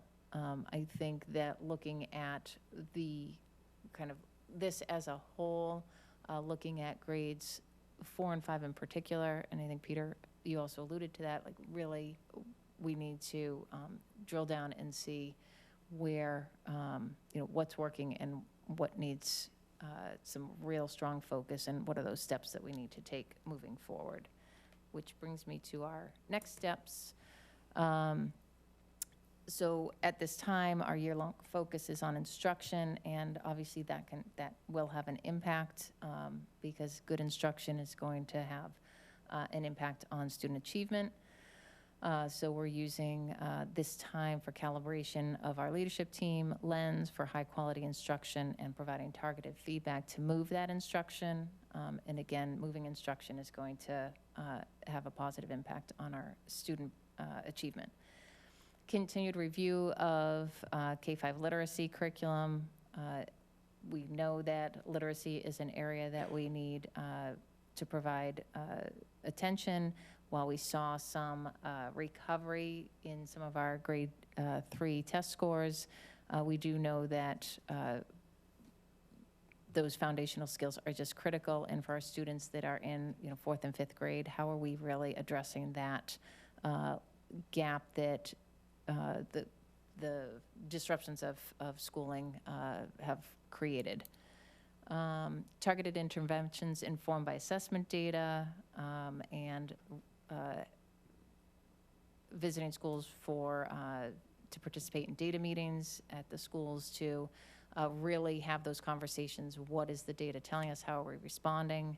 And then a focus on EL instruction and a review of EL programming, staffing, professional development, and looking at what adjustments and what's our plan moving forward, particularly as we know that we have a very generous grant funding available, that we have a 5-year plan to really develop to address the needs that we're seeing here.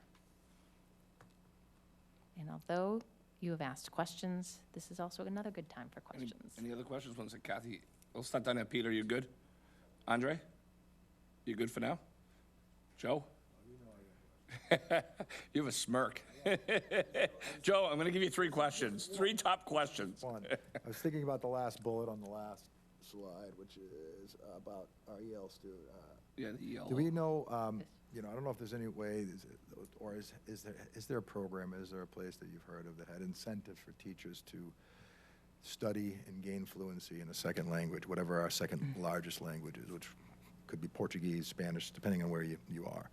And with an incentive of, you pass this conversational fluency test that's wherever, and you can get a stipend of whatever, because I can just imagine if there were, 20 teachers at Barnstable that were fluent in Portuguese, and our students would, just knowing that, wow, I can, right off the bat, there are people who took the time to learn this language. That's pretty cool. I think you could create, maybe that could be a bridge into the, to kind of bridge the gap, the communication gap or something. I don't know if you've... I'd like to jump in on that. That and some other ideas around attending to personnel and kind of cultivating talent from within. We're seeing we have English learner positions. It's very difficult to fill them, and I think we have to think differently. We have to think about building capacity, and I think that's a great example, incentives of learning a second language like Portuguese or Spanish. I also wonder about incentives to become duly licensed and be able to have kind of that EL license.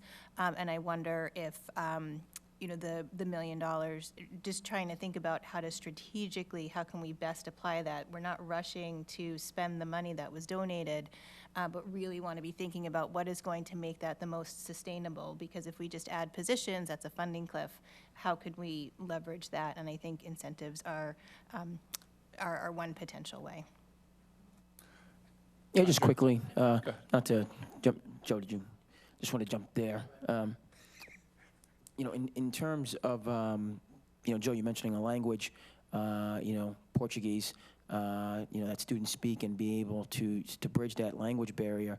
You know, we have a number of Portuguese American students or students who speak Portuguese that are graduating from Barnstable High School, live in the community, so, you know, in terms of the waivers that we're acquiring to fill, you know, certain roles, just for me, you know, you have that population, not just in the school, but within the community, and, you know, an individual that would be an aspiring teacher, they might not have gone through MTELs, but they're interested in making a contribution in terms of education. So, you know, I just think that that's something that we need to, you know, when we talk about it, it's hard to fill these positions. You know, at the same time, you know, we offer and grant waivers in other areas to get people into the building. We have a strong, capable, thriving Brazilian American population in Barnstable. So we can bring them into the building, give them time to pass their MTELs, okay, and then address some of those issues. So I'll be honest with you, Sarah and I have been talking about this quite a bit. I've kind of been talking to her about, we have I'll just take the Brazilian community. There are a lot of folks in our community that were teachers in Brazil, but here they can't. So Sarah and I have actually had a lot of conversations about what can we do as a district. And I don't know if we can do anything as a district, but we should certainly be exploring if we can help, like, put them in communications with the Department of Education or whatever like we can do to help. Because when you talk about mirroring our student demographics, I think that's huge. And it's not just speaking Portuguese, it's also if we can have people from our immigrant community become teachers. So when you talk about diversity and you talk about equity and inclusion and all of that, I've been talking to Sarah a lot about how can we help these folks who are teachers in other countries come to our country and help them become teachers. I mean, what do we have to do to help? And we should be doing everything we can to help. So that's something that we've been having a lot of conversations about. So it's kind of, just her and I were having the conversations, but that's what we've been talking about all along. Kathy, you got something else?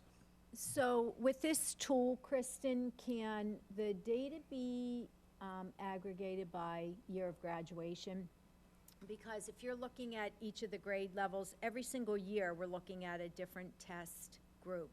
So it doesn't show us what we really need to know, which is these are all benchmarks to get them to pass the 10th grade MCAS so that they meet the graduation competency. So if what I would like to look at is what's that 2022 graduation year look like? What does that 2021 graduation year look like as far as tracking their closing of the gap, their achievement gap from year to year? Because ideally what should be happening is we see a deficiency, you put your strategies into place and your interventions. The next year that grade level's gap should decrease. It doesn't matter if 8th grade eighth grade this year is not the same as 8th grade last year, is not the same as 8th grade next year. I see the drop-down arrows. I wish we didn't have a PDF. I wish we had the tool because I would fiddle with it. But it seems to me that we should be able to extract that data from something that's available on DESE or this, whatever you have, because that's the whole purpose of the MCAS in the lower grades. Yeah, so to answer your question about the tool, what we have right now is kind of the base version. And so, but we did see a preview of all of the various extensions, modules with that, and they have some really great drill down tools. We can, and I say we, but Mo can and has pulled data so that you're looking at this same group of students year over year, as opposed to, in this case, we're comparing grade 10 with grade 10, but that is a completely different group of students, different experiences, different, so yeah, there's a lot, and we do that as well when we're looking at our STAR data. It's a question that we have, particularly with some of our elementary schools where we see a more transient population. In the fall, the group of students that we have the data for could be very different from the group of students we have the data in the spring. So those are all reports that Mo has run in the past and continues to run and will continue to run. Am I correct in that every student has a state SID number? Yes. So somehow, we should be able to get that rate of growth. If you really had the resources, you could get it on every single student. If they left Barnstable and went to Lighthouse Charter for 3 years and then came back to Barnstable, that SID data or ID number, that state ID number, you should be able to track the growth along the way and see whether particular students are growing or not. We don't need to drill down to that individual, but because the state does have a unique number for every single student in the state, you can tell if they've gone and come back what's happened. And so that would be, if you had all the time in the world, that would be a great research project for some grad student to do, because it would be very interesting to see what happens. What happens when someone stays within the same district all 13 years of education? What happens when they leave during those bumpy intermediate years for a different option and then return to the same district? And we have students who do that. We have students who leave for those middle grades, come back to us. We also have those students who leave and go to other schools. So it's all very interesting if you're that kind of person that likes to look at that data. So I just got two things. So, and for something Peter was bringing up and Andre, but about the fact that we only look at this once a year. So refresh my memory, what grades is the STAR testing, first of all? Second of all, how closely, doesn't that kind of give us what our MCAS scores kind of, can't we, I remember one of the years you talking about, Kristen, about, see, I do listen, about you it mimics it by this much, it can show us kind of what we're thinking we're going to end up going. So we use the STAR assessment K-9. Yep.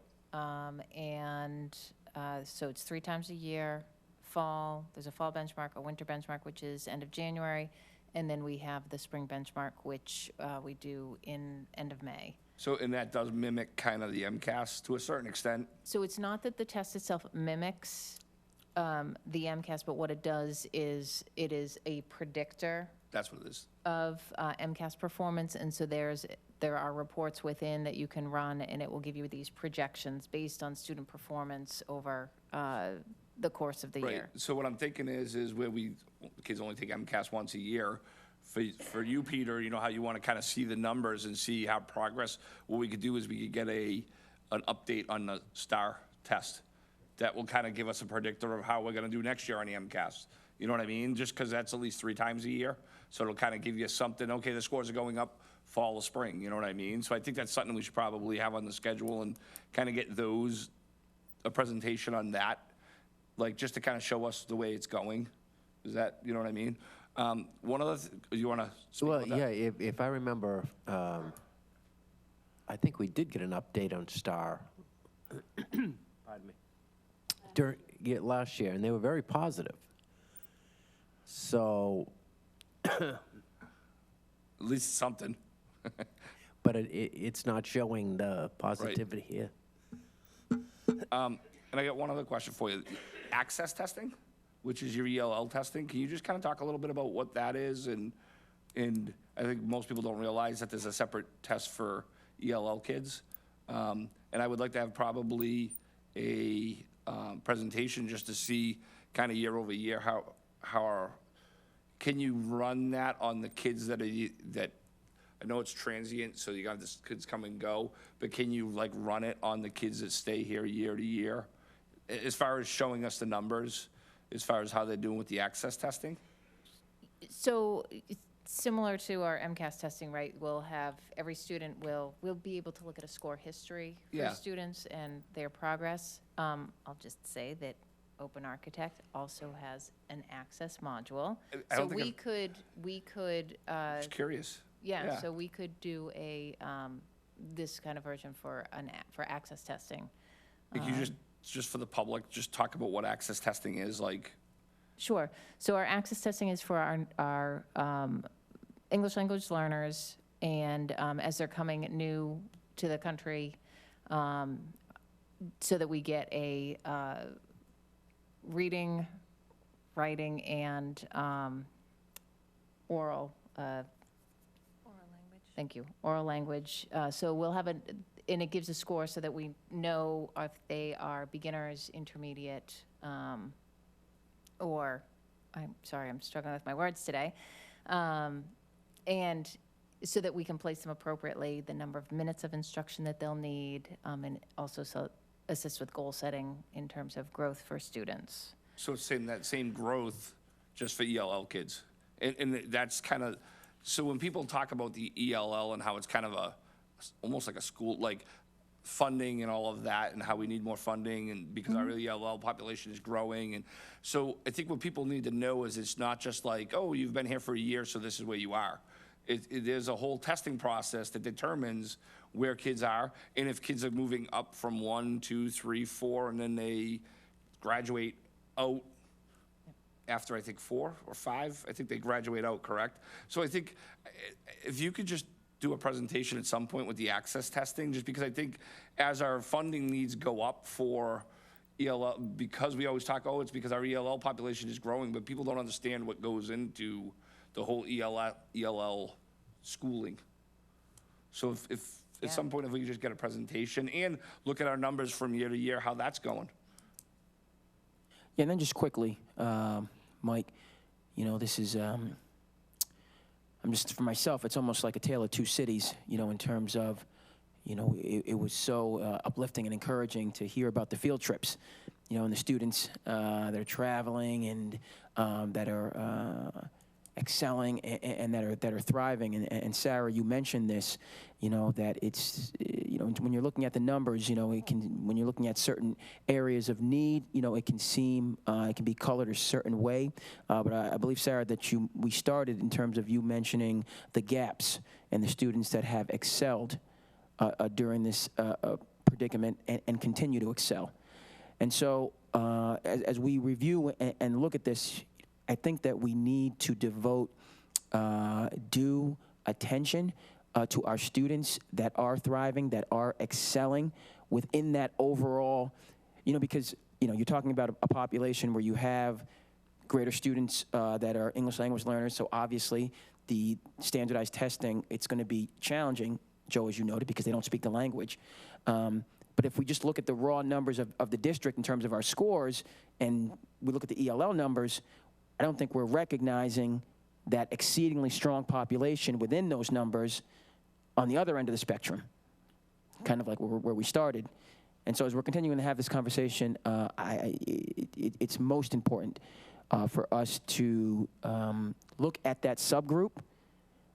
First of all, so it's clear to everyone in the community and beyond that subgroup exists, and that subgroup is quite large. You know, and I think, Mike, as you're talking, when we talk about districts, you know, I think that what gets lost, frankly, is the percentage of our high-performing students and the number of that population versus other districts. I think it's equivalent, if not more. That's my opinion. So I think that's something that we also need to, we have a high, growing ELL population. That's one demographic that we have in the district. But I just think we also need to identify, highlight, and look at what the percentage is of that group, and is it growing over year to year? Is that high achieving student population Are we losing there? Is it growing? We need that information as well. And I agree. My concern as a parent, taking off the school committee hat and putting on my parent hat, I have 4 kids that are kind of throughout. I have extremely high achievers. I have kids IEP and like struggled in school. He completely struggled in school, didn't do good in it, like concerned at that level. So I've kind of had both spectrums. And you know what, as a parent, really concerns me the most? The kids in the middle.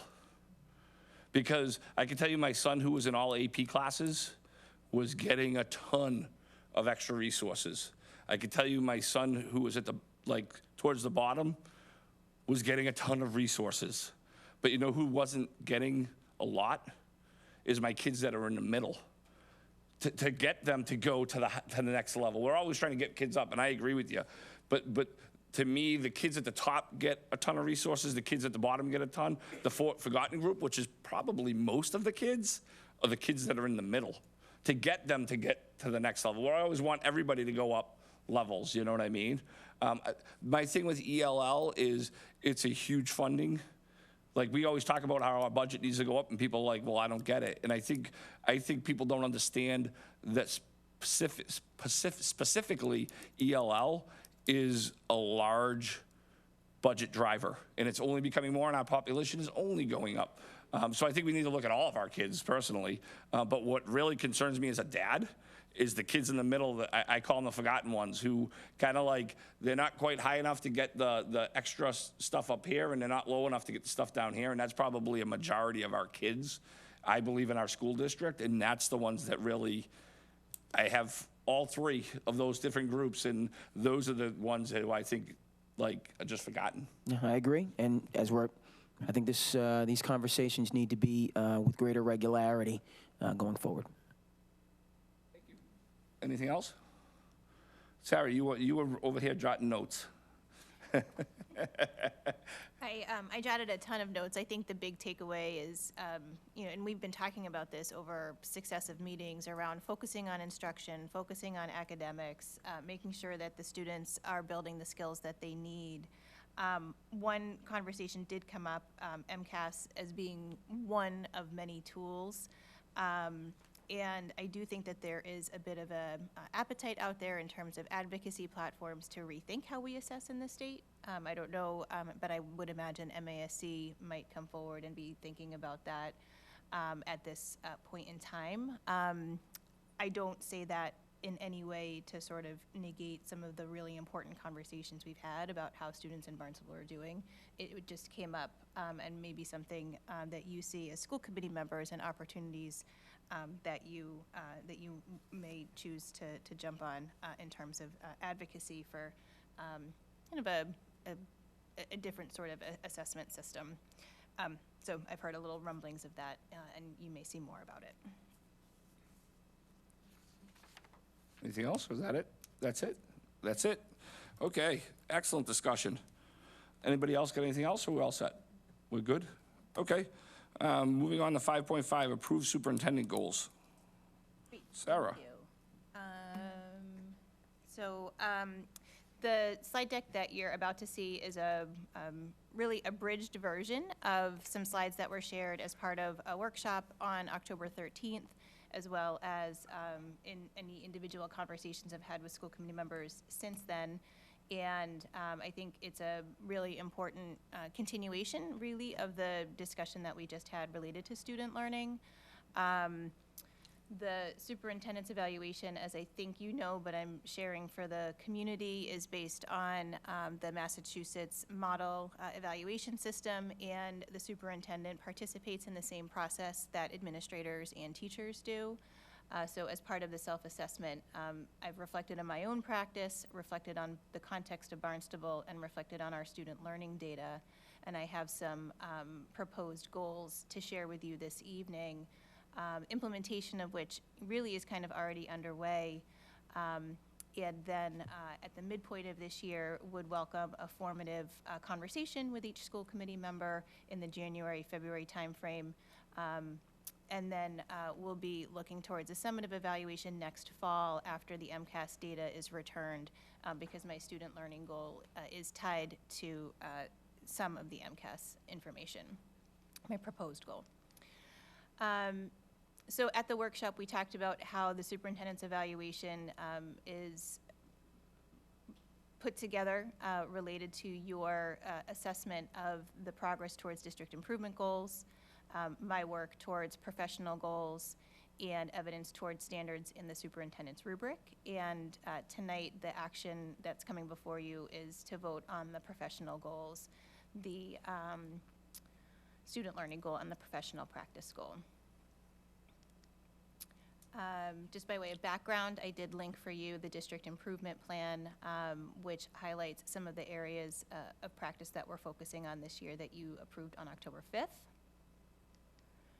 And now, just to get into the student learning and professional practice goal, given the focus on literacy that began last year with the pilot, as well as the decrease in ELA scores on MCAS, and to provide some continuation for the district, I'm proposing a goal that's focused on student growth in the area of literacy. And one of the things that happens with the superintendent's goal is, and with the district improvement goals, is kind of a through line through to other administrators as well as educators through the school improvement plans. And so there are principal goals that mirror this, and through the school improvement plans, they too are focusing on literacy. And so this goal focuses on improving or maintaining our growth scores, which I think are a nice comparative way.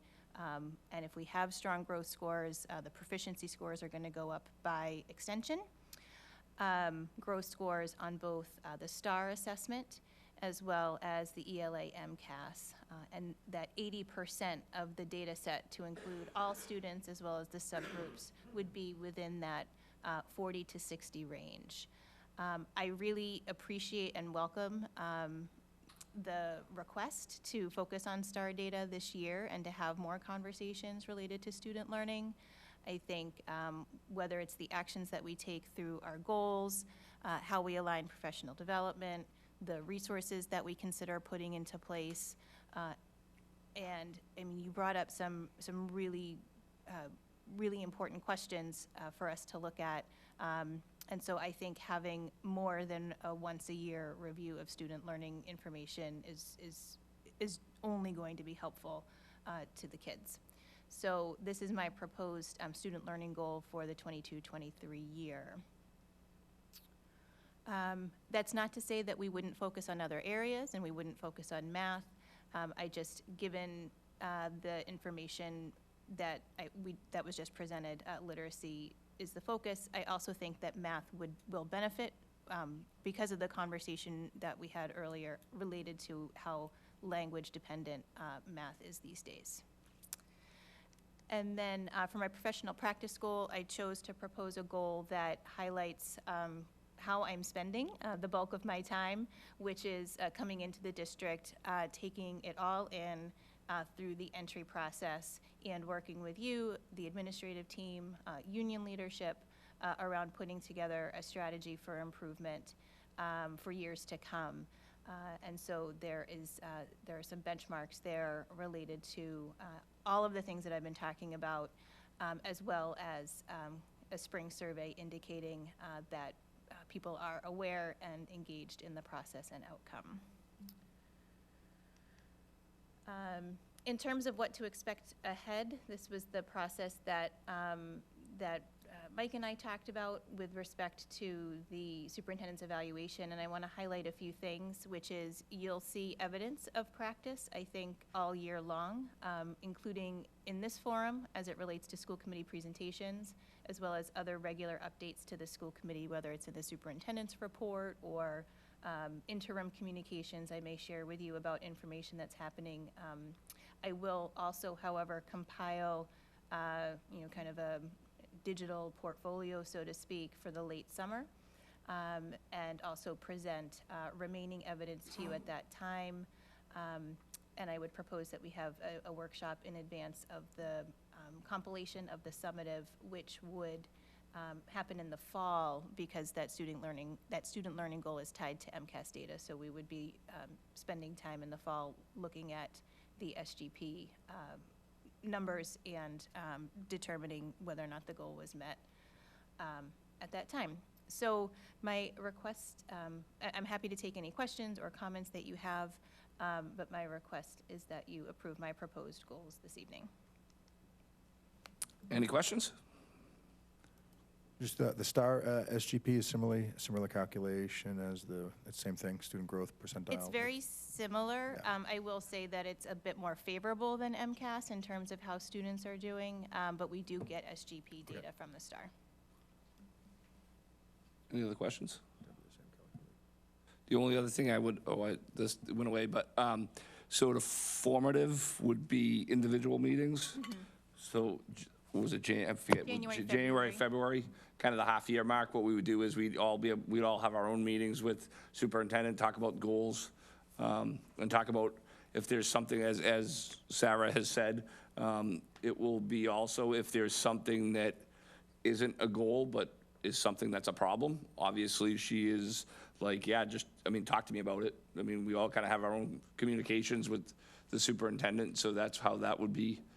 But yeah, she kind of asked me about the whole, when do we do the summative? And I'm like, well, you can't do it before the MCAS scores come out. So you got to kind of wait for those to come out in order to be able to really give her, read it, you know what I mean? So, yeah, so we kind of talked about it, and this is kind of what I've been through a couple of different ways of doing it, and this has seemed to work the best, to be honest with you. That when I first got on, there was a different way that we did it, and it just didn't seem to work. It wasn't as constructive. This was like kind of the most constructive way of actually giving her feedback and having changes and stuff like that. So if there's no questions, can I get a motion? Move to approve the student learning and professional practice goals for the superintendent's evaluation as outlined in tonight's materials. I'll second. Having a motion seconded, is a voice vote. All in favor signify by saying aye. Aye. Opposed, nay. Ayes have it unanimously.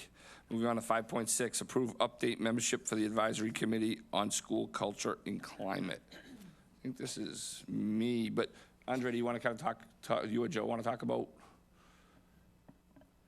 Or make the motion, or I don't even know if you want to talk about it or whatever.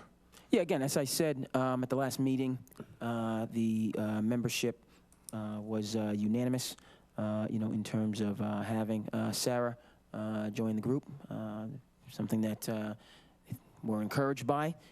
So, Sarah will be at the December meeting, and we will proceed forward. So can I just get anything else, Joe? You guys, either of you guys want to make the motion? Sounds good. Move to approve. Let one of them make it, just because it's their subcommittee. Okay, move to approve updated membership for the advisory committee on school culture and climate. Second. Having a motion and seconded, voice vote. All in favor signify by saying aye. Aye. Opposed, nay. Ayes have it unanimously. Moving on to 6.1, approve Crossroads teacher at Barnstable High School. Assume this is Sarah. Yep. Thank you. So at this point in time, there are a number of students for whom we are considering their specific student learning needs.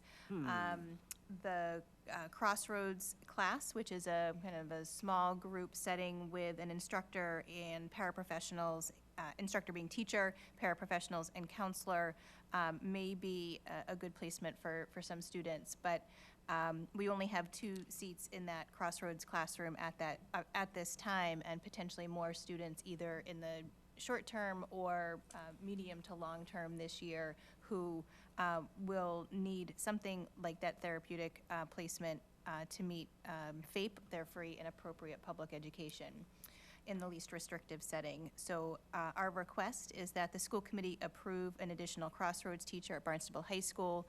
We would not necessarily seek to fill it immediately, but it would provide for some increased flexibility in the months to come should we need a placement for some additional students. Move to. Oh, 1 second. Question, Kathy? So that would be for creating a second Crossroads setting? And so what about the additional staff that's needed for that Crossroads setting, the counselor and the paraprofessionals, don't we need increased positions to support that as well? That's a great question. I would say the paraprofessionals, perhaps. The counselor might be able to work with that number of students. If you're comfortable approving the teacher, potentially come back for paraprofessionals in December. And does that include any, is there direct teacher instruction in that environment, or is it all on Genuity? The classes are provided primarily through Ingenuity with the teachers' instructive support. Any other questions? No, can I get the motion? Move to approve a Crossroads teacher at Barnstable High School. I'll second. Having a motion and seconded, voice vote, all in favor signify by saying aye. Aye. Aye, opposed, nay. Ayes have it unanimously. Move on to 6.2, approve licensed practical nurse at Centerville Elementary District job description and position. Sarah. So this is a request for a licensed practical nurse at Centerville Elementary School. Centerville has 4 ILC classrooms. We moved one from West Villages to Centerville to kind of consolidate staffing and support because we were unable to hire at West Villages this summer. A number of students in the ILC have pretty significant healthcare needs, including individual feedings around lunchtime. And that creates, some pretty acute care that's needed during that lunchtime period. We have some concerns related to accessibility to nursing services. If something, for example, were to happen at recess, and things do happen at recess, unfortunately. And so we're looking to request that a licensed practical nurse support at Centerville Elementary School during those most critical time periods, which is about 10:30 to 1 or 1:30. By having this position also be partially a district position would allow the LPN to float to other buildings and participate in some of the screenings and provide an additional clinical set of hands to help nurses in some of the other offices. The district hasn't had an LPN. We did, I have some experience with LPNs in a previous district and found it to be, a highly clinically trained individual working under the direction of an RN, and we found it to be a really good partnership. So we have a job description presented for your consideration, and this position would be in the paraprofessionals unit related to something like a CODA or a certified occupational therapy assistant because they have a comparable level of training. We have some data to support this, and I support the request of Principal White and Alicia Bryant for this position. Any questions? Kathy, question? Just for information, can an LPN accompany students on field trips, or does that need to be the registered nurse? An LPN can accompany students on field trips. There's quite a bit that an LPN can do, but they do have to do it under the kind of license or supervision of the RN. I just got one quick question. How is this, and actually I forgot to ask for the one before it, for the Crossroads. How is the Crossroads positions being funded, and how is this being funded? So Crossroads, I believe, would be out of the operating budget, and Gareth is nodding yes. And then the LPN, we have some ESSER funding that we're going to apply to add this position for the year. Okay. Any other questions? Seeing none, can I get the motion? Move to approve the job description for the licensed practical nurse. Second. Having a motion and seconded, voice vote, all in favor signify by saying aye. Aye. Opposed, nay. Ayes have it unanimously. Second motion. Move to approve the position of licensed practical nurse at Centerville Elementary. Second. Having a motion and seconded, voice vote, all in favor signify by saying aye. Aye. Opposed, nay. Ayes have it unanimously. Moving on to 6.3, approve Cobb Astro Park Ambassador job description and position. Sarah. Thank you. So this is a request for a position that is part-time or potentially a stipend for somebody who's already on staff to be the Cobb Astro Park Ambassador. This does not replace or kind of interfere with a stipend that we already have as part of the BTA contract that's related to some of the science instruction in the Astro Park, but really is an ambassador to assist me and Liz Friedman in terms of communicating about all of the benefits of the park, both in print media and on the website, assist with rentals of the park and promoting its use. I think it's a wonderful resource that's underutilized, so this ambassador would promote its use and recruit some additional opportunities as a learning space, whether that's with high school teachers or other educators in the district or community members. And also there's a lot to maintain in that park, and it can be difficult to always know when something needs a repair. This individual might do some light touch beautification, but also be a set of eyes and ears for the maintenance department to communicate when something is in disrepair and needs their attention. The facilities department does have a seasonal maintenance plan and maintenance schedule, but this again would be an additional set of eyes and ears to communicate with them when something is needed. It also would be somebody to help assist with the annual, or I think what had been annual, ceremony related to the Memorial Garden. I personally think that there are some procedures and guidelines that should be put in place related to the Memorial Garden to provide us with more direction. And the town has a legacy program, so this person could work with me and Liz on modeling the memorials along the same lines as the town's legacy program. This was initially, kind of suggested and talked about through the Cobb Trust, and so the initial funding for this position, we have the support of Steve Hesslinga to support this position initially. Over time, I think in order to make it sustainable, I would wonder that we would be able to use revenue from facilities rentals if the space is being rented out to then kind of pay for the cost of an ambassador to do this work. So that would sort of be the sustainability plan over time. And so Steve and I have talked about kind of the Cobb Trust, kind of funding it initially and then over successive years, kind of fading that support away as the space generates its own revenue. Okay. Any questions? I have the perfect candidate, Mike Guyer. Is he looking for a part-time job, I wonder? I know, but, He loves that park. I don't know. Maybe somebody could reach out to Mike Guyer. There's a perfect job for him.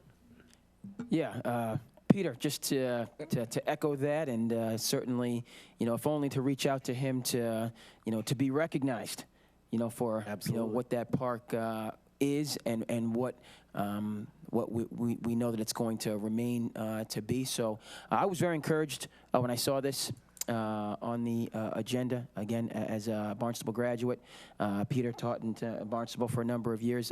We know what that space was for time, years, and then what it is. So just to be brief, I think this is great, to maintain, continue the Astro Park and have it continue to be what Mike Guyer established it as. Okay. Can I get a motion? Sure, I'll move to approve the job description for Cobb Astro Park Ambassador. Second. Having a motion seconded, is voice vote. All in favor signify by saying aye. Aye. Aye. Opposed, nay.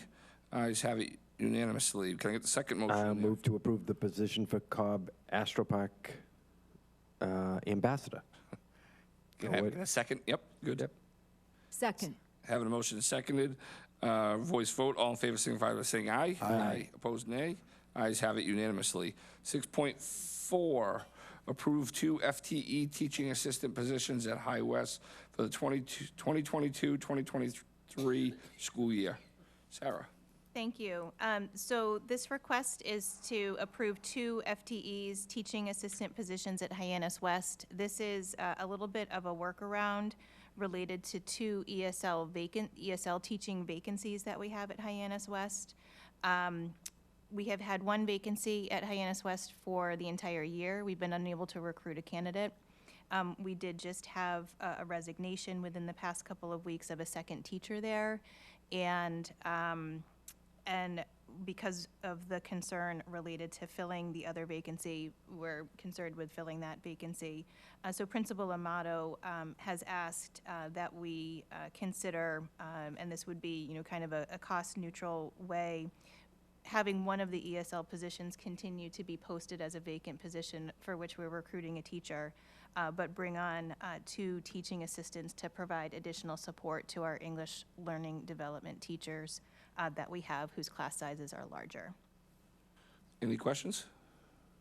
Seeing none, can I get the motion? Move to approve 2 FTE teaching assistant positions at High West for the 2022-23 school year.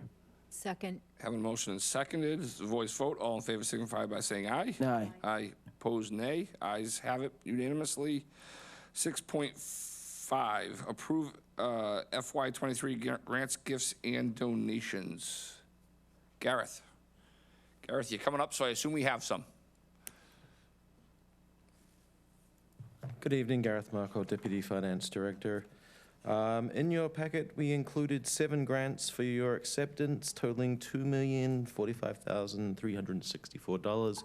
The largest one in there would be just over $1.7 million, which is our IDEA Special Ed Entitlement Grant, making up the bulk of the grants. Excellent. Do we have any questions? No? Can I get a motion? Move to approve FY23 grants, gifts, and donations as outlined in tonight's materials. Can I get a second? Second. Having a motion and seconded, voice vote, all in favor signify by saying aye. Aye. Opposed, nay. Ayes have it, passes unanimously.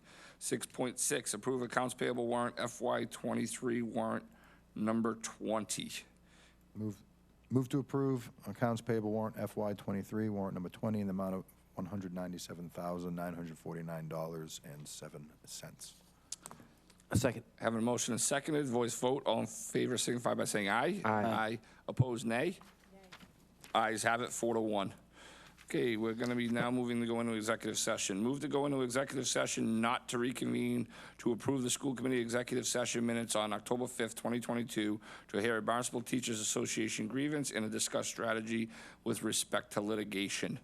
Can I get a second? Second. Having a motion seconded, this is a roll call vote. Peter? Yes. Andre? Yes. Joe? Yes. Kathy? Yes. Chair is a yes, passes unanimously. That'll conclude the public portion of our school committee, and have a good night.